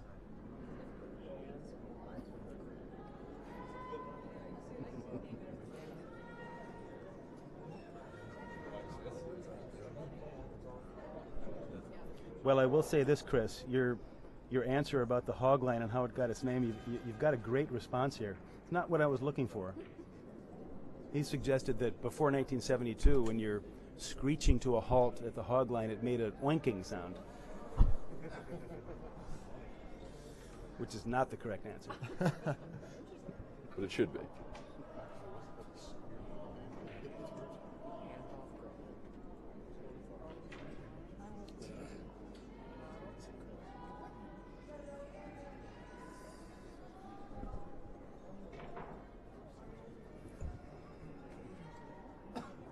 After the peel by the Solem team, Anna Bauman looking to put up another center guard. Keep protecting their steal. Another great guard. Vukich now throwing a hit, possible double. We'll see exactly what they end up doing. Stone is away from Evan McCauley.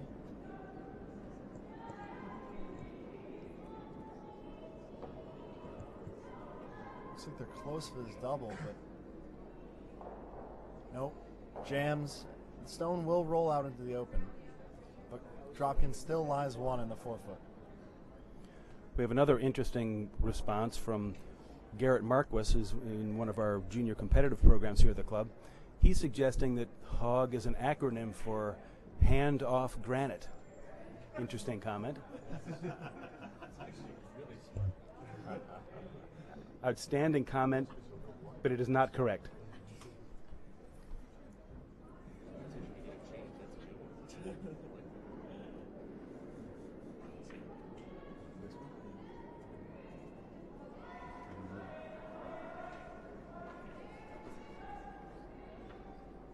So again, a peel on sheet 3, and now Becca Funk looking to replace the guard.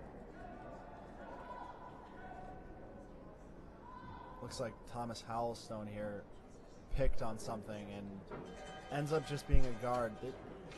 Given that it picked, it did end up in a pretty decent spot for them. But a center guard blocking up the center here could make this end a little bit more risky.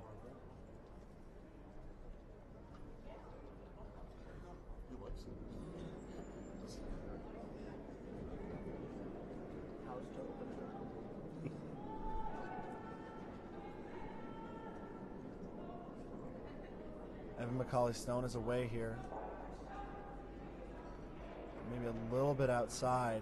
They might be trying to kiss off the stone, the corner guard. Oh, just sneak by.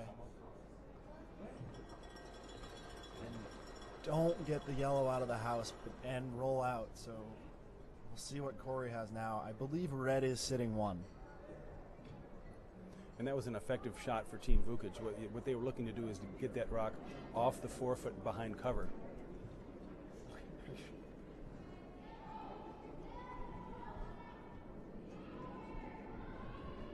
Vukich is obviously trying to steal. Now, it's not a disaster for him to give up 1, but giving up 2 to Team Dropkin at this point would be tough to recover from.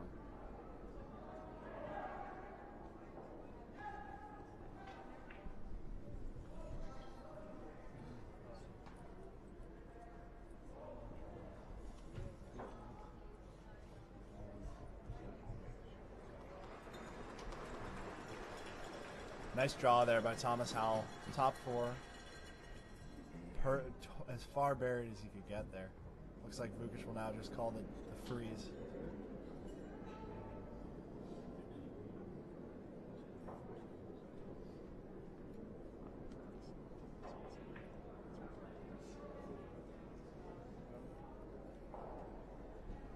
So if Jake Vukich here can make this freeze, he does make it pretty tough for Corey Dropkin to get a 2 here.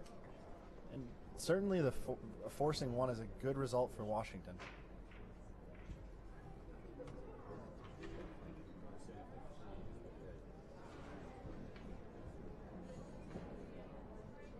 So answers to the trivia question are not going well.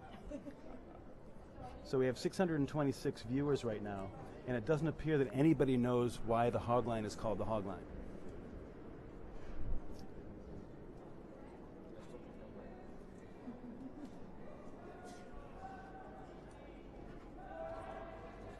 Christensen here looking to put another stone on the forefoot behind the tight center guard. Oh, and Jake Vukich's come around crashes, and that's not a very good result, and probably will allow Corey to put another stone in the house. Look at him hitting. It's a real nice shot if you can make it now. Okay. Sweepers going hard for the Christensen team, trying to get this to the top 4.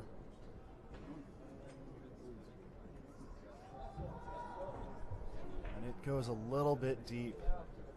So maybe a little bit of over sweeping. And that stone ends up on the back 4. I think Miranda Solem will now try to freeze to it. This is Miranda's first skip stone with hammer.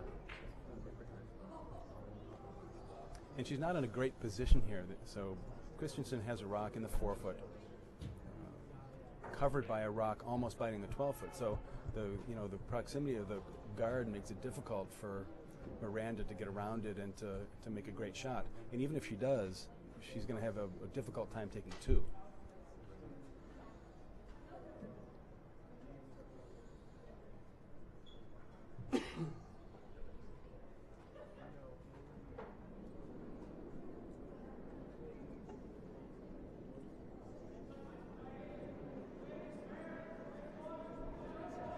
We're getting close on our trivia question.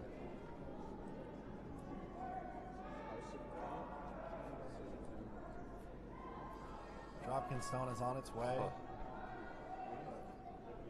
Looks close here. Trying to tuck a little bit of the stone behind the red stone, but it does stay open. I think Vukich has a double here. The one risk is if he makes the double, he may leave a double for Corey.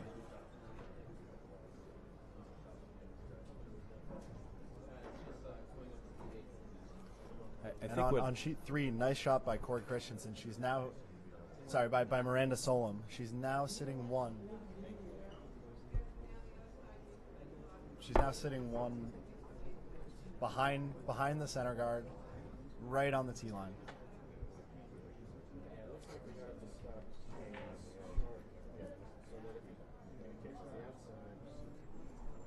So it looks like what Jake Vukich is looking at. He put down a very tight broom. So that would indicate to us that he wants to cross the face, run the double, and maybe as his shooter is moving to the left, maybe taps that red rock and pushes it a little bit closer to the tee line. So I think that's what he's after right now, and then that would force Corey Dropkin to draw.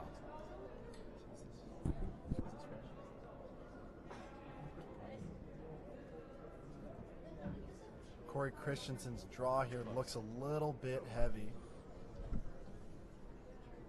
And it is. It slips to the back four, leaving Miranda a draw to a pocket for her deuce.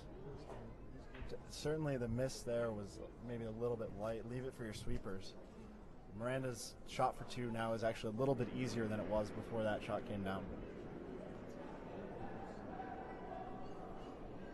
Jake Vukich stone is away, looking for this double. Ooh, just under curls, and he doesn't get out both of those stones. Right, he crosses the face of that just another half an inch, and he runs that yellow out the back. Corey Dropkin gets the draw attempt for two. He did look at the double, but it's not worth it. Just take your two here, and that's what they're going to do. Over on sheet 3, Team Solem has looks like a free draw for two. With backing there. Yeah, nice little catcher's mitt. The old catcher's mitt back behind the tee line.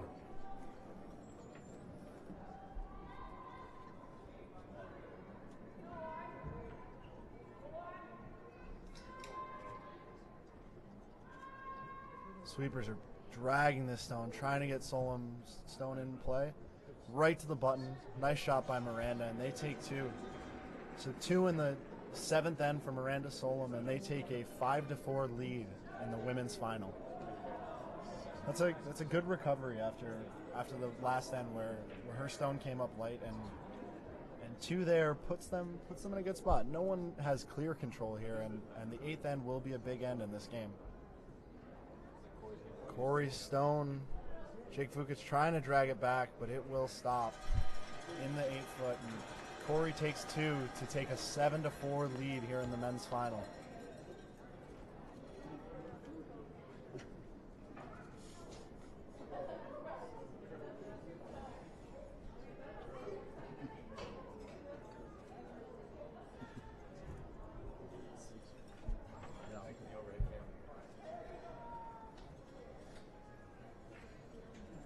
So a couple of close games here. This women's final is shaping up for a great finish, and we'll see what Vukich can do in this 8th end.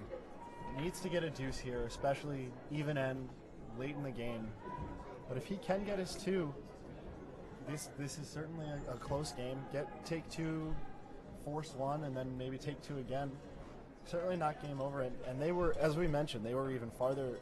They were in a bigger hole this morning and had a pretty incredible comeback to get into this final. That's right. If they can post two here in the even end and look at a steal, he's back in the game. But once again, Team Dropkin has a clear control position right now.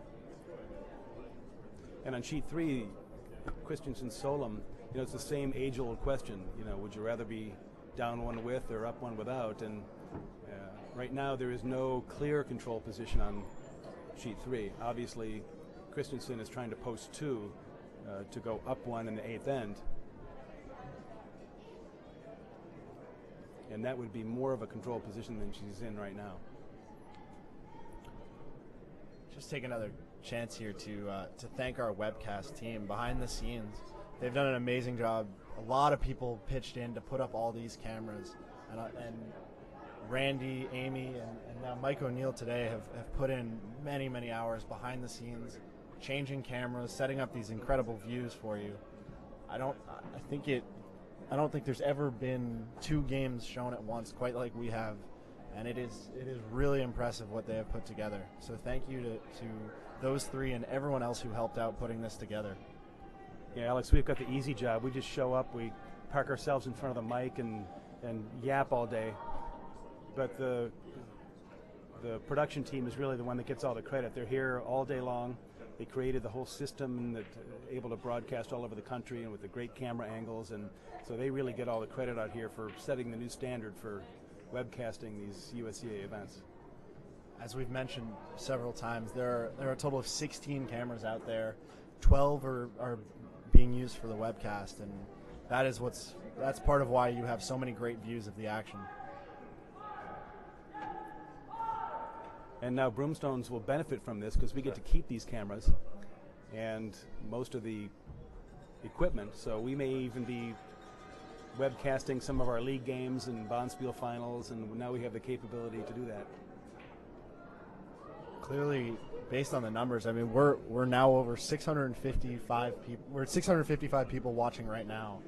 There is incredible interest in curling around the country, and very big interest, and it's great to see that. Very encouraging for the future of the sport. Go for the grand.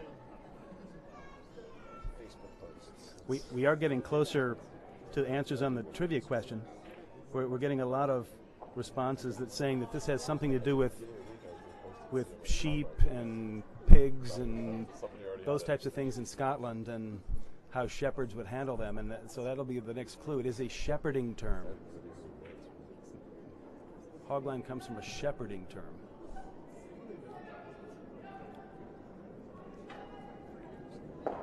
Nice peel here by Mark Fenner.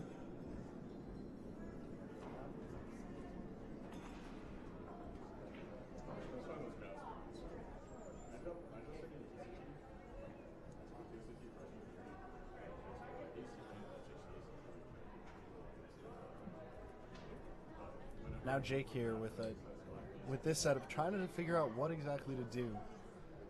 He does need to try to set up a deuce here. And with no guards in play, it has to get a little bit creative.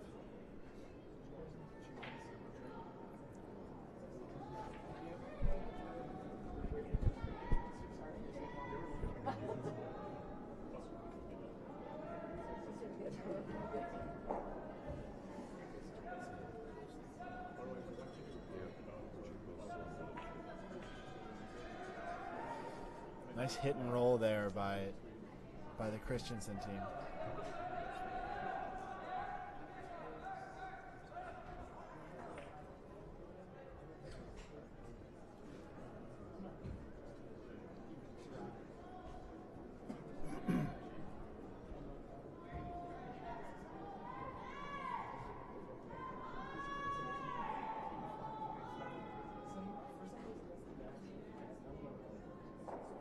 Okay, Alex, I think the pressure is going to start to build up here, so we'll get the trivia question out of the way. I'll give people the answers, and then we'll focus on how these games finish up. Some of the viewers were on target with the shepherding idea that young lambs were called hogs. So that is a Scottish term for a young lamb, and in the shepherding process, the young lambs always fell behind the older ones, and as they fell behind, they'd create a line called the hog line, and that was considered the minimum acceptable distance from the rest of the herd to still be part of the herd. So that, if you translate that to the curling world, our current hog line is the minimum acceptable distance from the button to still be part of the sheet and being in play. So it's a shepherding term coming from the hogs that are falling behind and creating a line called the hog line. Now, of course, we call that an anecdotal explanation, which means that nobody can ever prove it. As may be the case with several of the statistics you've thrown out here.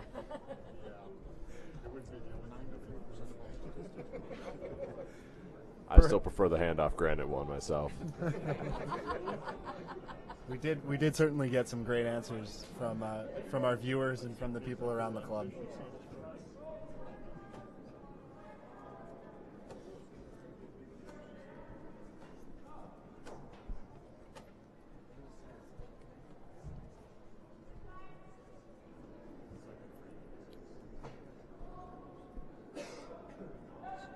Shot here from Thomas Howell, looking for a hit and a little bit of a roll. This stone hangs out. Gets rid of the red, but will roll out. Just missed clipping the stone on the forefoot. Vicky Persinger on sheet 3 just missed a takeout. Tapped the red stone to the 12-foot, but not quite out of the house. And now Christensen has a chance with hammer here in the 8th to set up a deuce, split the house, and get her 2.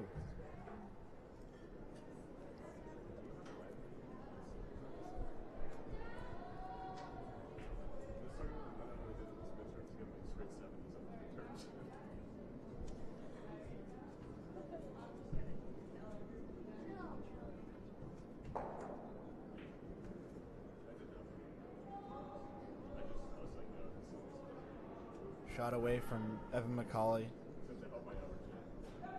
for a triple tap back. Will get rid of all the yellows. Unfortunately, doesn't stick around with his shooter. So that sort of takes away the chance of a 2-point end here. I think they did want to stick that. Well, they needed something else in play other than one red rock. Yeah, not necessarily the goal there to get rid of all the yellows, more to get rid of move the yellows around and give a chance for 2. But now maybe forced to blank, and that brings up a tough decision here. Whether they may have to decide whether to take 1 or to blank and again try for a big end in the 9th.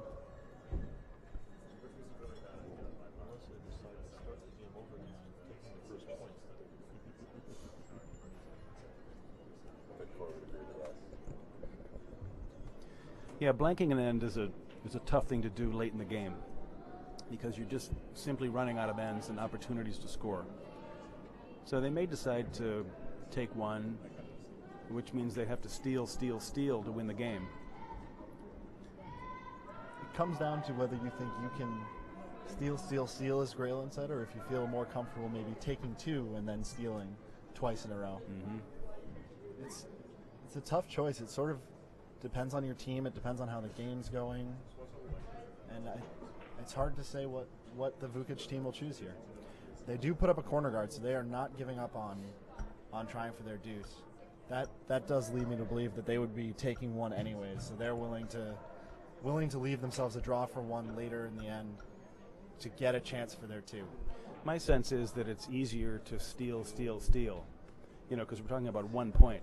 And we're talking about everything coming down to Skip's rock, so that seems like it would be an easier approach instead of taking 2 steal.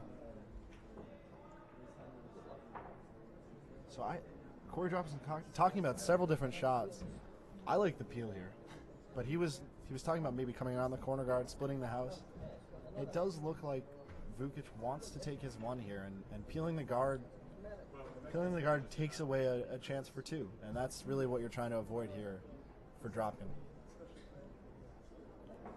And they did deliberate just a bit on this. They had a couple of choices, but they are ending up with trying to keep it as clean as possible. Over on sheet 3, Miranda Solem trying to hit and roll here. Hoping to take out the red and roll behind cover. She just noses. And Corey Christensen now has a hit to lie to take her to, or sorry, to lie to here. This is Corey Christensen's first skip stone in the 8th end. Now it would be intuitive to try to hit that yellow rock and flop underneath the corner guard. What she doesn't want to do is force Solem to throw a draw to try to counter a draw that she can't get to. So she may be better off rolling to the open side of the house, and so that maybe the top 4, where Solem would have to hit and they could match rocks for 2. She's got a lot of broom for the takeout, so they could be rolling to the open side. Another aggressive call by Jake Vukich, clearly looking to get their deuce here. He's calling the freeze on this stone in the 12-foot. And that stone looks like it's curling pretty hard. Need to stay on the nose side. Sweepers are really going hard, trying to keep this line. And yellow will be shot stone. He gets the freeze. And if Dropkin can get a second counter, then he forces Vukich to draw for his 1. Right, it would be too risky to try to pound this, to try to remove that red rock. So if he can put one somewhere near the tee line to make it impossible to throw the double, then Jake is forced to take his 1 and go into the steal scenario. So yeah, Dropkin with counting stone, just looking to split the house. Try to force just a draw for 1. If Vukich wanted to stay a little bit more on the center line side of that stone, weight was perfect, but the line just got away from him about an inch too much curl. Now they're off of this. They're not even cleaning the rock.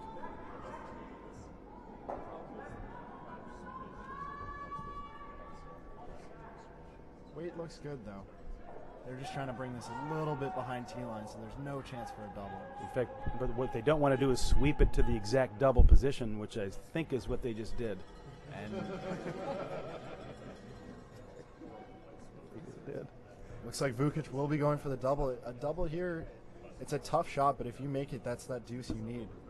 And I think it's worth the risk. It's almost a no-risk double. He's gonna play his 1 to hit the inside of this rock. And if he hits it a little thick, he rolls over for 1. The only risk he has if he hits it too thin, and he gives up the steal of 1. Right. And then he's going to have a problem. Play this with a little bit tight ice, sweep it hard, and see if you can make the double. So this is a shot where you make contact first for your shot rock, and you sweep it for the extra, which is the double. So a couple big last stones here on both sheets. Corey Christensen throwing her hit for 2, trying to take a 1-point lead after 8 ends. And Jake Vukich throwing a double here to take 2 and bring his deficit down to 1.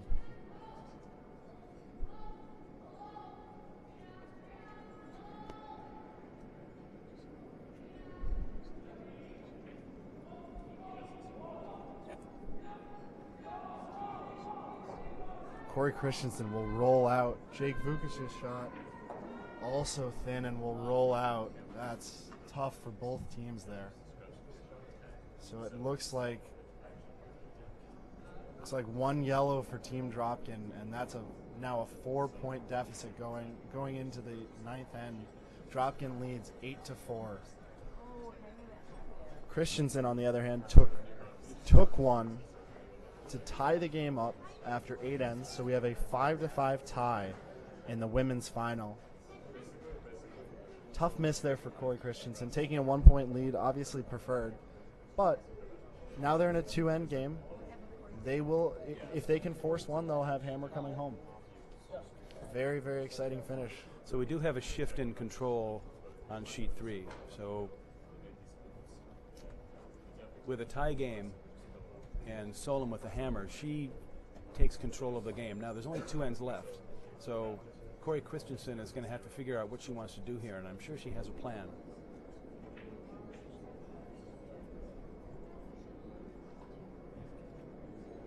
Jake Vukich now is faced with taking 2 steal.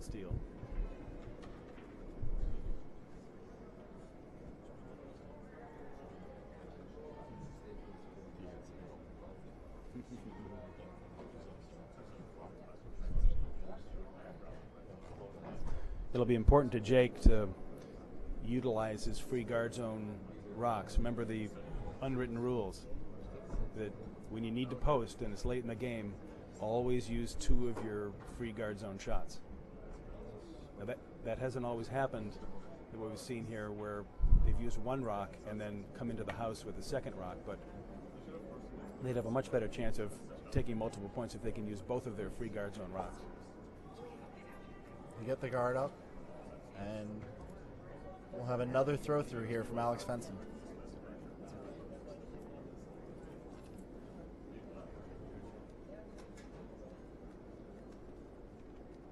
So over on sheet 3, this is a repeat of last year's final. And last year Christensen won. This is actually Miranda Solem's third straight national final on the junior side. For Solem, yes. So, Alex, what was the result of her first final appearance? also a defeat, I believe, against Becca Hamilton. And last year she was in the final and lost to Corey Christensen. Corey Christensen, yes. So she's looking for her first final win.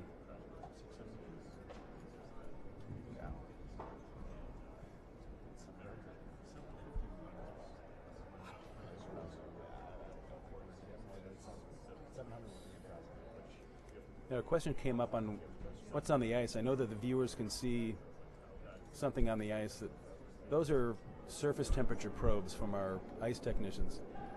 And like I said earlier at the beginning of the game, that with the bodies on the ice, it does affect the surface temperature and the amount of frost that can build up on the surface. So they're just keeping a close watch on the surface temperature. They are working the compressors manually here at Broomstones, trying to maintain as even a surface temperature as possible. So those are temperature probes. Great shot there by Mark Fenner. Doesn't quite get the double, but gets one and moves everything else farther off the sheet.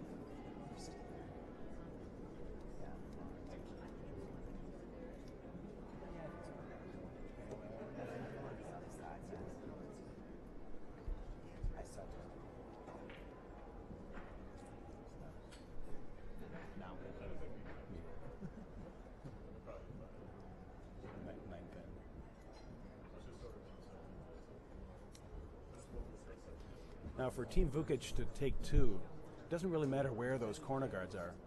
You know, the fact that they're closer to the sideline is irrelevant. He's going to try to get behind them at some point. And it's becoming more difficult for Team Dropkin to remove all of the corner guards. Yep. Yeah, that's true. As long as he can tuck a stone and be fully buried and still in the house, especially with this curl, that's enough. Only a single peel there for Mark Fenner.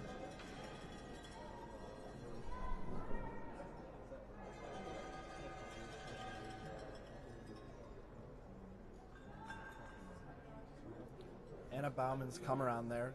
Doesn't quite curl enough, but Miranda Solem immediately goes for the peel. Looks like if she has a choice, she will go for the blank end here, which makes sense. I would think so. You know, back to the control concept. I think that the two options that you are most favorable for Solem, either blank or take two. Pretty nice peel there for Carly Koenig. Doesn't get out both guards, but does open up the center. Now there's two corner guards, so if they do end up switching to maybe going for a two, they have those guards up.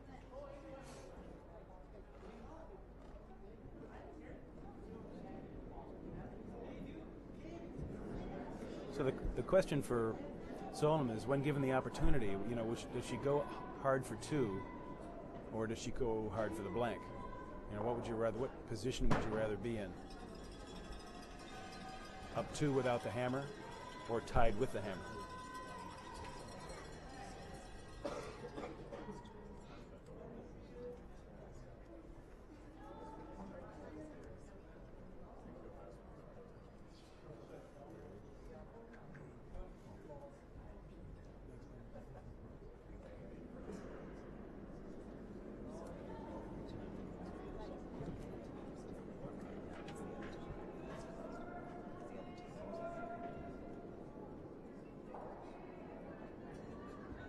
peel there for Carly Koenig. I think she might have been hoping to get maybe two of those, but gets the one. The center guard is certainly the important stone there.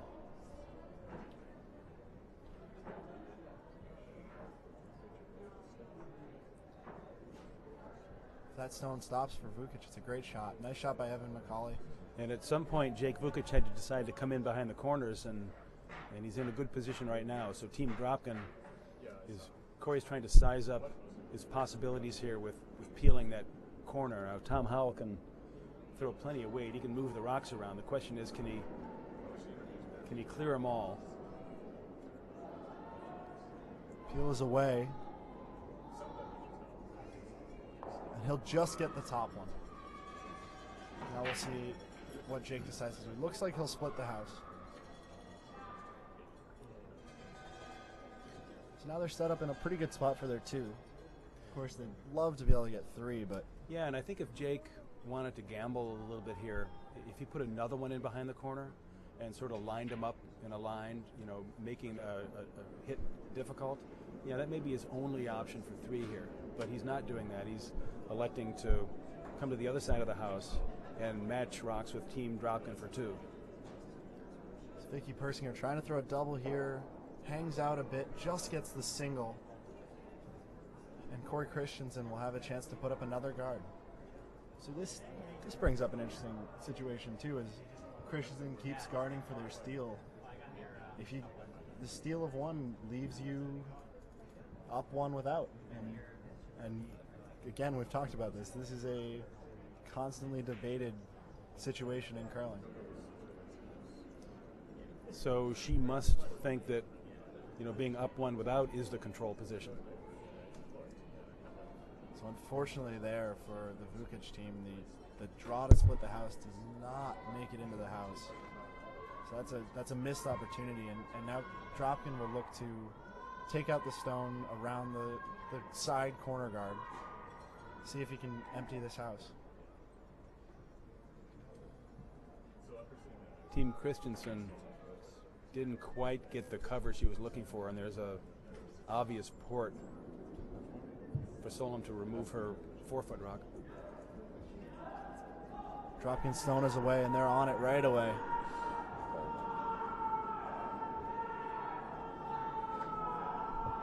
And they do get by the guard. Great sweeping by Fenner and Fenton.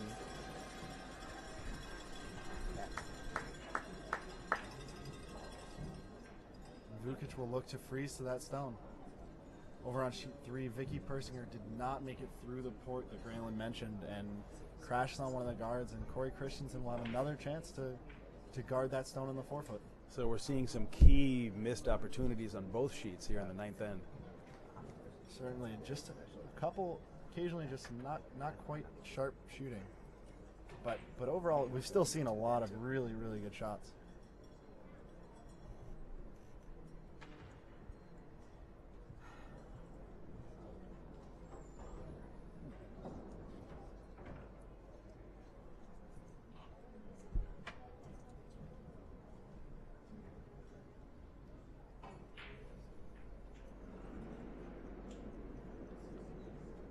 Jake Vukich, freeze attempt is away. As is Corey Christensen's guard. Sweepers on sheet 2 really going hard. Trying to get this stone down to the back 8-foot. Does need to curl though.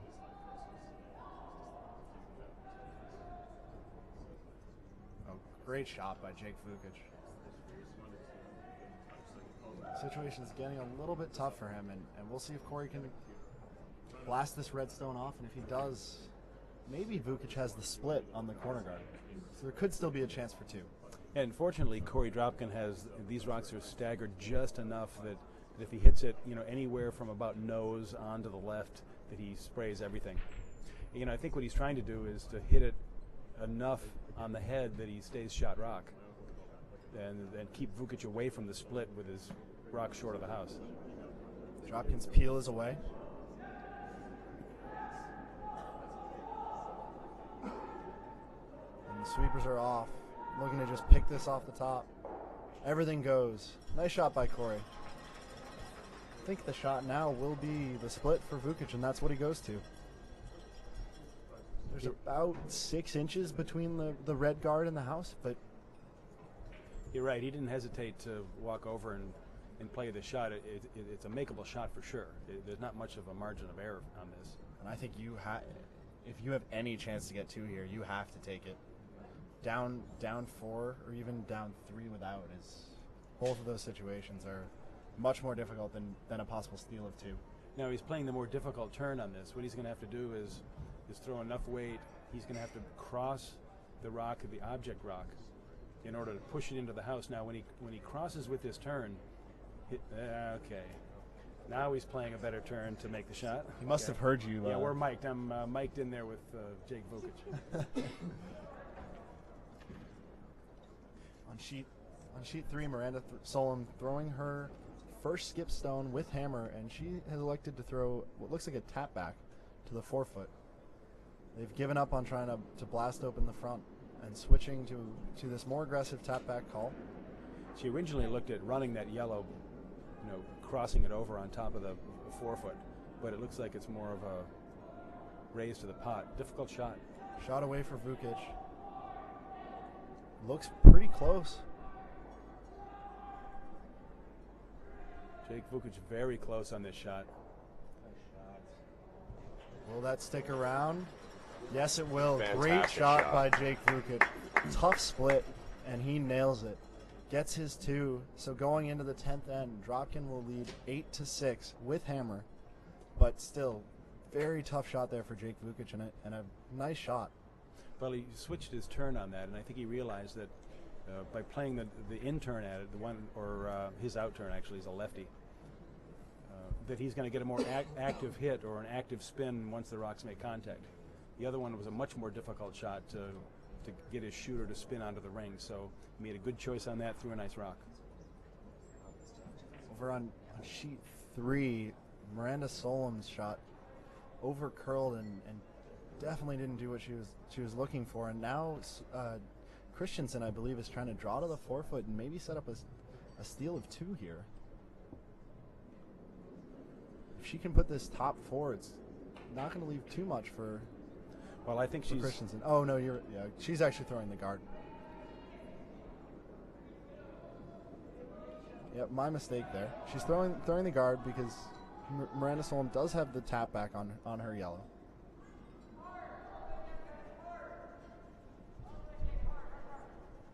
To make that draw harder too. Well, she must think that up 1 without is the control position, and she's more comfortable doing that.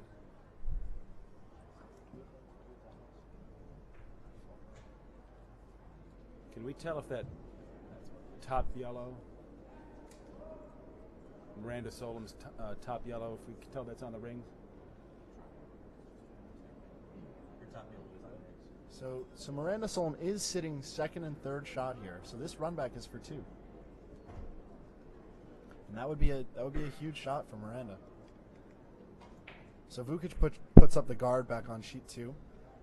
Dropkin tries to go for the split. Stone goes right by, so Vukich will put up another guard.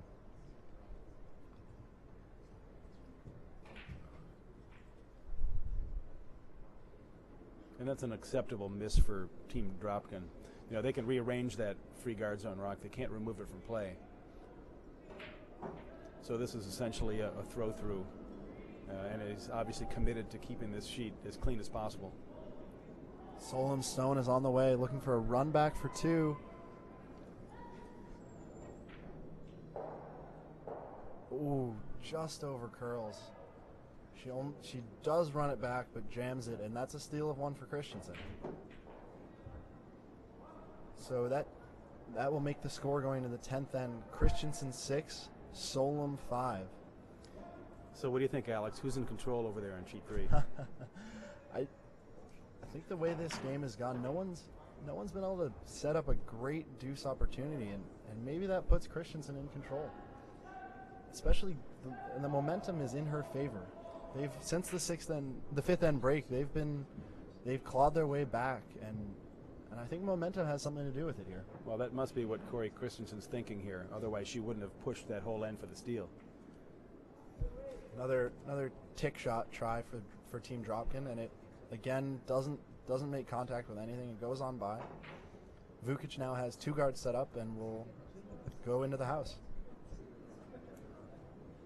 Luke Violet's second stone.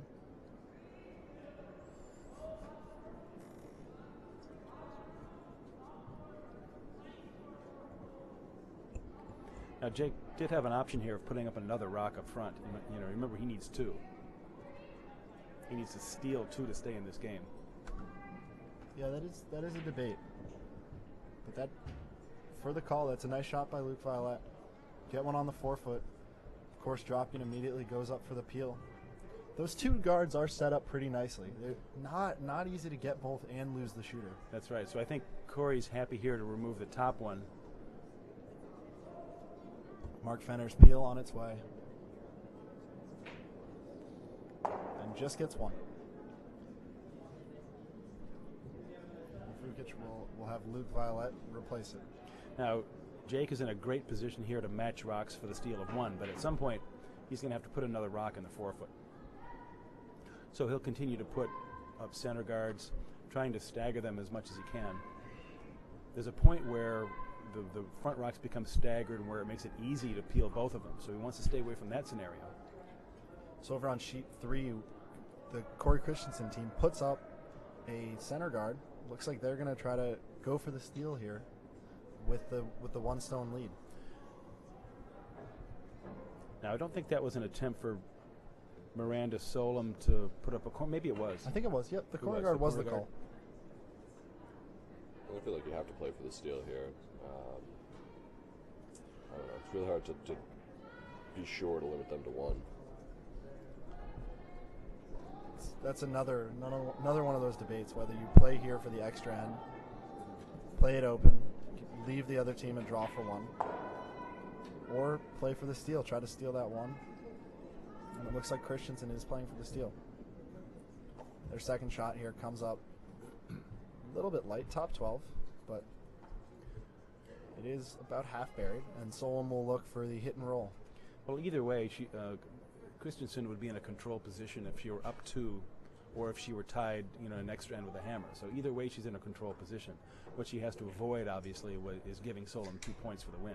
So she's trying everything she can to steal, which is also an attempt to prevent her from taking her 2. Evan McCauley with another guard attempt for Vukich. As Graylin said, if they can keep putting up this long guard, Dropkin peels it, replace the guard, and then on their final stone, you put that second counter in, and we'll see what happens. Puts the pressure on Dropkin to make his last shot. Another great guard for Vukich. And Vukich is in a good position right now with that rock, almost on the pin. And these rocks now, with them lined up almost perfectly straight, it's nearly impossible to remove both red rocks and spray your yellow rock. So again, they're happy just to take the top rock off. And that's what they do. Nice peel there. And Vukich goes right back for the guard.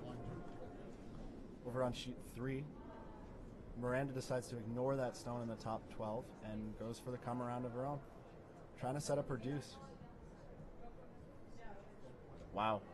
And as one of the commenters mentions, we have broken the 700 mark. Again, incredible amount of viewers here watching this game. Puts us at around 950 total people in the club and watching online. Really amazing.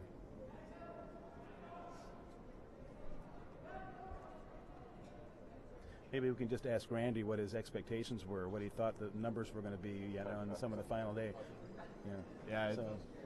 Randy from the control booth back there says he was thinking 500 at best, and we've shot past that. Really, really impressive. Right now it's 701 viewers. Again, sheet 2 here, guard and peel. And now we're on skip stone. So if things shape up, Jake Vukich is not in a bad position here. If they continue to match rocks on the center guard, at some point somebody's going to have to come in, and Corey Dropkin's going to have the decision of whether he needs to beat Jake Vukich into the forefoot. sheet 3, Carly Koenig here, throwing a run back or a peel of some sort. It's a double. Ooh, doesn't make the double. Jams there, but does get rid of the guard. Solem is second shot right now, and Christensen will continue to protect her stone on the top 8 foot. Back onto sheet 2, you know, Corey Dropkin is well aware of what's happening here, and he knows that at some point either Jake's going to come in for his second shot, and if Jake can put one right on top of his first one there, then Corey has a draw to the pin, you know, just to win the game, to keep things from going into extra ends. So Corey may be thinking about at what point he's going to come in, whether it's his first rock. Be interesting call on Corey's part. So again, Jake just looking to be slightly over the hog line. Not leave an easy double peel. And another Maybe, great guard. And I thought he'd want to talk to his coach man. We have Keith Dropkin leaving the second floor and heading down. It's probably the best opportunity they have right now to get some coach input like we're talking about. This is a tough decision because I think he's realizing that he may have to beat Jake into the 4 foot. You can't do much better than the Vukich team has done trying to steal 2 here. He's in a great setup. One of the hardest shots is throwing that long guard over and over. Great shot by Solem. Oh, wow. Great double. Great shot by Solem. Carly Koenig really makes a great double. And now Corey Christensen is in a little bit of trouble here. But with that red rock out on the center line, you know, Corey Christensen's happy to come in behind that and force Solem to make a good shot. So she's not in a panic yet, as long as she's got that rock up on the center line. Now the long guard is not the best place for that. You know, she would prefer that rock down in the number 2 or 3 position. Like I said, the way the rocks curl at Broomstones, that you can get around that red center guard on either side, you know, even with normal takeout weight, to remove a rock from the 4 foot. And it looks like Corey, after discussing with Coach Keith Dropkin, has decided to come into the top 4. If he can place this top 4, he makes it really tough for Jake. Got some commenters saying maybe that Jake should have gone in there on his first stone. And that's the gamble. So Jake was thinking Corey was going to continue to peel that center guard.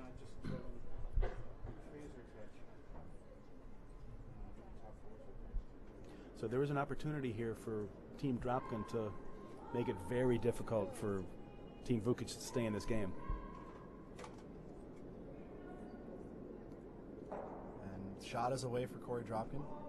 This is his first skip stone. Looking to be top 4 here.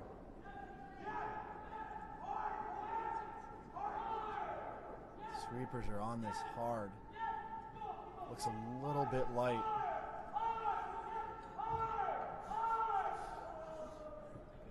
And it does stop right in the top 8 foot. That's not a bad spot, but it buried enough that it might be a little bit hard for him to use. No, it's not in a bad spot. It's not in the exact spot he wanted. He wanted to come down and either rest on top of that or maybe tap it just a bit. And as you can see how things are setting up here, Jake Vukich does have an opportunity to not only come into the 4 foot, but to tap his rock onto the pot and still be somewhat covered behind the center guards. The question here is, do you maybe want to sneak by and be a little bit behind that stone? If you end up in the top of the 4, you leave Corey with that hit on the yellow that he just threw. That's one problem coming this way. Yeah, Alex, so you're suggesting that maybe he want to come behind the red rock, and he's got the entire 8 foot to bury behind the red rock on the pot. So, it looks like either way, Corey Dropkin is going to have a rock visible to make a move on. Now, of course, Jake has to make this shot. This does look a little bit tight hard. here. Yeah. They got it. Oh. No, He's got to get by. They got to work. And they hesitated a bit on the sweeping. Oh. He almost needed a rub on that. And I'm not sure if he was able to get shot there. Doesn't look like it.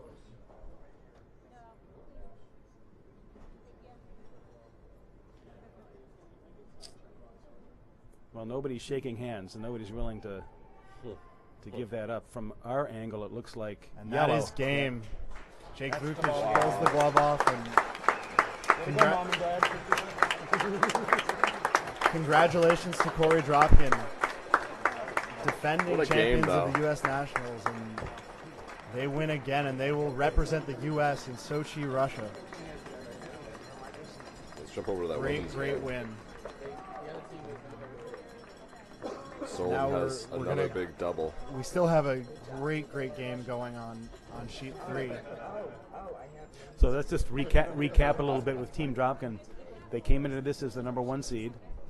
They dominated the round robin. They were number 1. They lost 1 game to Team Dunham, and dominated in the playoffs. So they're well deserving of this trip to the Worlds. Another big double over on the women's sheet. Vicky Persinger, I think, trying to throw a double, takes the red stone to sort of a freeze position. I'm not sure that's quite what they were looking to do.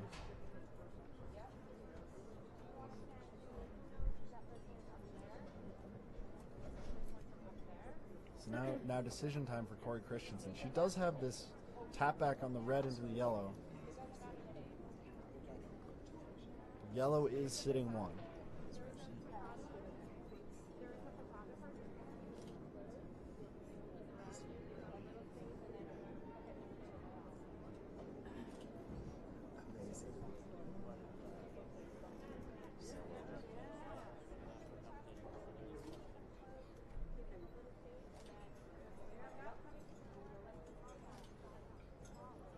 Looks like Corey Christensen calling for a downweight hit red into yellow here.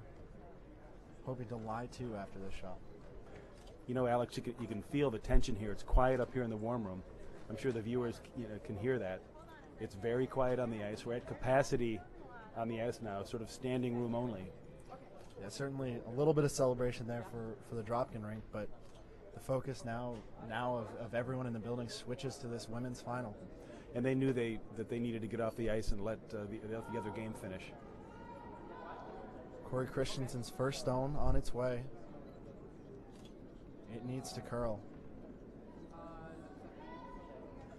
Looks close.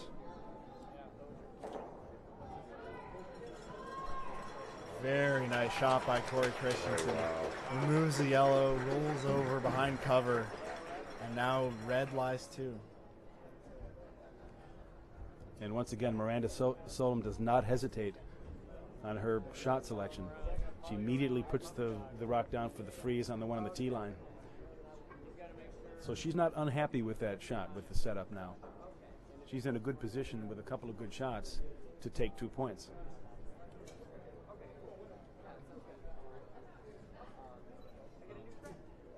Yeah, I think that stone, while a great shot by Christensen, did roll just slightly deeper than they were hoping. All right, that rock a foot higher changes the game significantly. Now This- she's back on the tee line, which means she can rest on it for shot rock. This is a big shot for Miranda here. She puts this in the right spot, and Christensen is in trouble.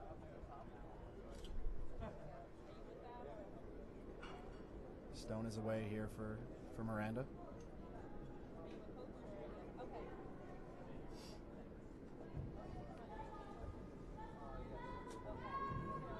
Got to get by this stone in the top 12.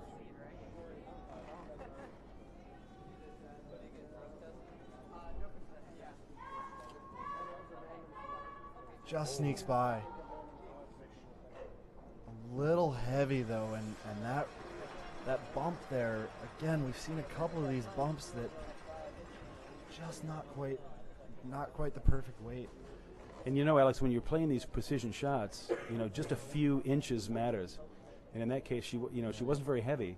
They swept it, they were on and off, yet it was just a hair too heavy, and she gets the dreaded bounce, which makes the hit easier, but they're not Corey throwing it. Christensen is not playing that shot. Do you think she can get shot rocked with a freeze? I think so, and she's Oh, she's committed to the steal. Yeah, a little bit surprising. You play the hit and you guarantee this game at worst goes to an extra end. Play the freeze, don't maybe come up a little light, and Solem has a shot for the win. So this is an aggressive shot. She doesn't need to throw this, but she seems confident. Like I said, she didn't really hesitate on her call here.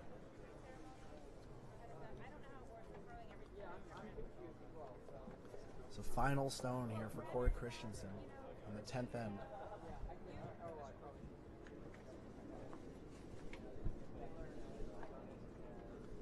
Stone is away. Sweepers are saying 8, so a little bit deep. Maybe it will bump a bit. Yeah, sweepers are off. In fact, they're not even cleaning this rock. This has to curl.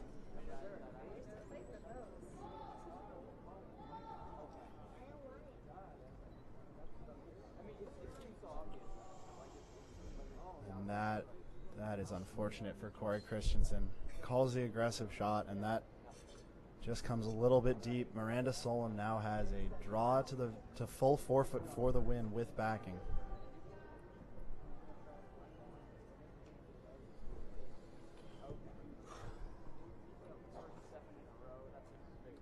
Unfortunate miss there for Corey Christensen.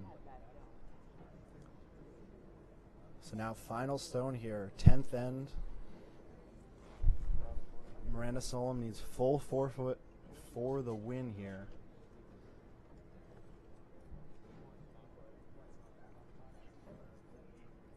Like I said earlier, Alex, the place is dead quiet. Yeah, there's so much tension here, and I am sure that Miranda's feeling it. Her shot is away. Again, full forfeit will do it. Sweepers on and off.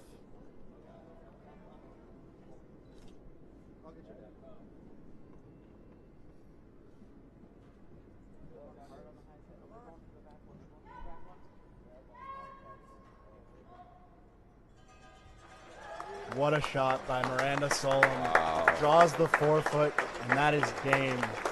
Miranda Solem will represent the United States in Sochi, Russia. What a shot, what a game. Just congratulations, Team Solem. Beautiful shot.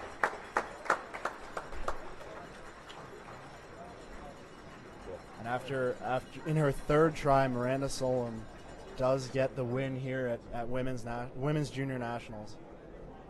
Well, Corey Christensen decided to play a very aggressive shot, and there's always risk when you decide to be aggressive like that. And she may rethink that, but like I said, she didn't hesitate. She put the broom down and threw the draw. It just happened to be just a little bit deep, allowing Miranda Solem a fairly easy shot or a good chance to win that game. Great. Congratulations to Team Solem. Congratulations to both Team Dropkin and Team Solem. We have two strong representatives for the Worlds in Sochi, Russia, and good luck to both teams. Once again, like to thank our sponsors here, Dunkin' Donuts of Lexington, Whole Foods of Wayland, and Brooms Up Curling Supplies. It's been a fantastic week here at the Junior Nationals, and really some amazing games, some great finishes, and I'd like to thank my partners here, Graylin Cousins, Ben Clark, and also everyone behind us, Mike O'Neill, Randy Boback, Amy Holdorf for a great week. So much work was put in to put this together. Dan Naylor, Larry Budnick, and also the Karen Cousins and Jennifer Leichter, the chairs of this event, put on a really, really great event here, and I think the athletes had a wonderful time. All the other casters, Alex, Adam, Tim Ho, Sharon Cutter, Nate Clark, Fred Leichter, Brian Fink, Dave Fink. Dave Fink. So many people went into this. It's really amazing. So once again, for myself, Alex Leichter, Graylin Cousins, and Ben Clark, thanks again for watching. Okay, thanks, Alex. Nice job. Sure. Thank you, Ben. Nice job, production staff. Next thing is a little bit of an awards ceremony. Then we have closing ceremonies, the banquet, and then we're done with this event. And Team Dropkin and Team Solem off to the world. So we wish them the best of luck. Have a good day, everybody.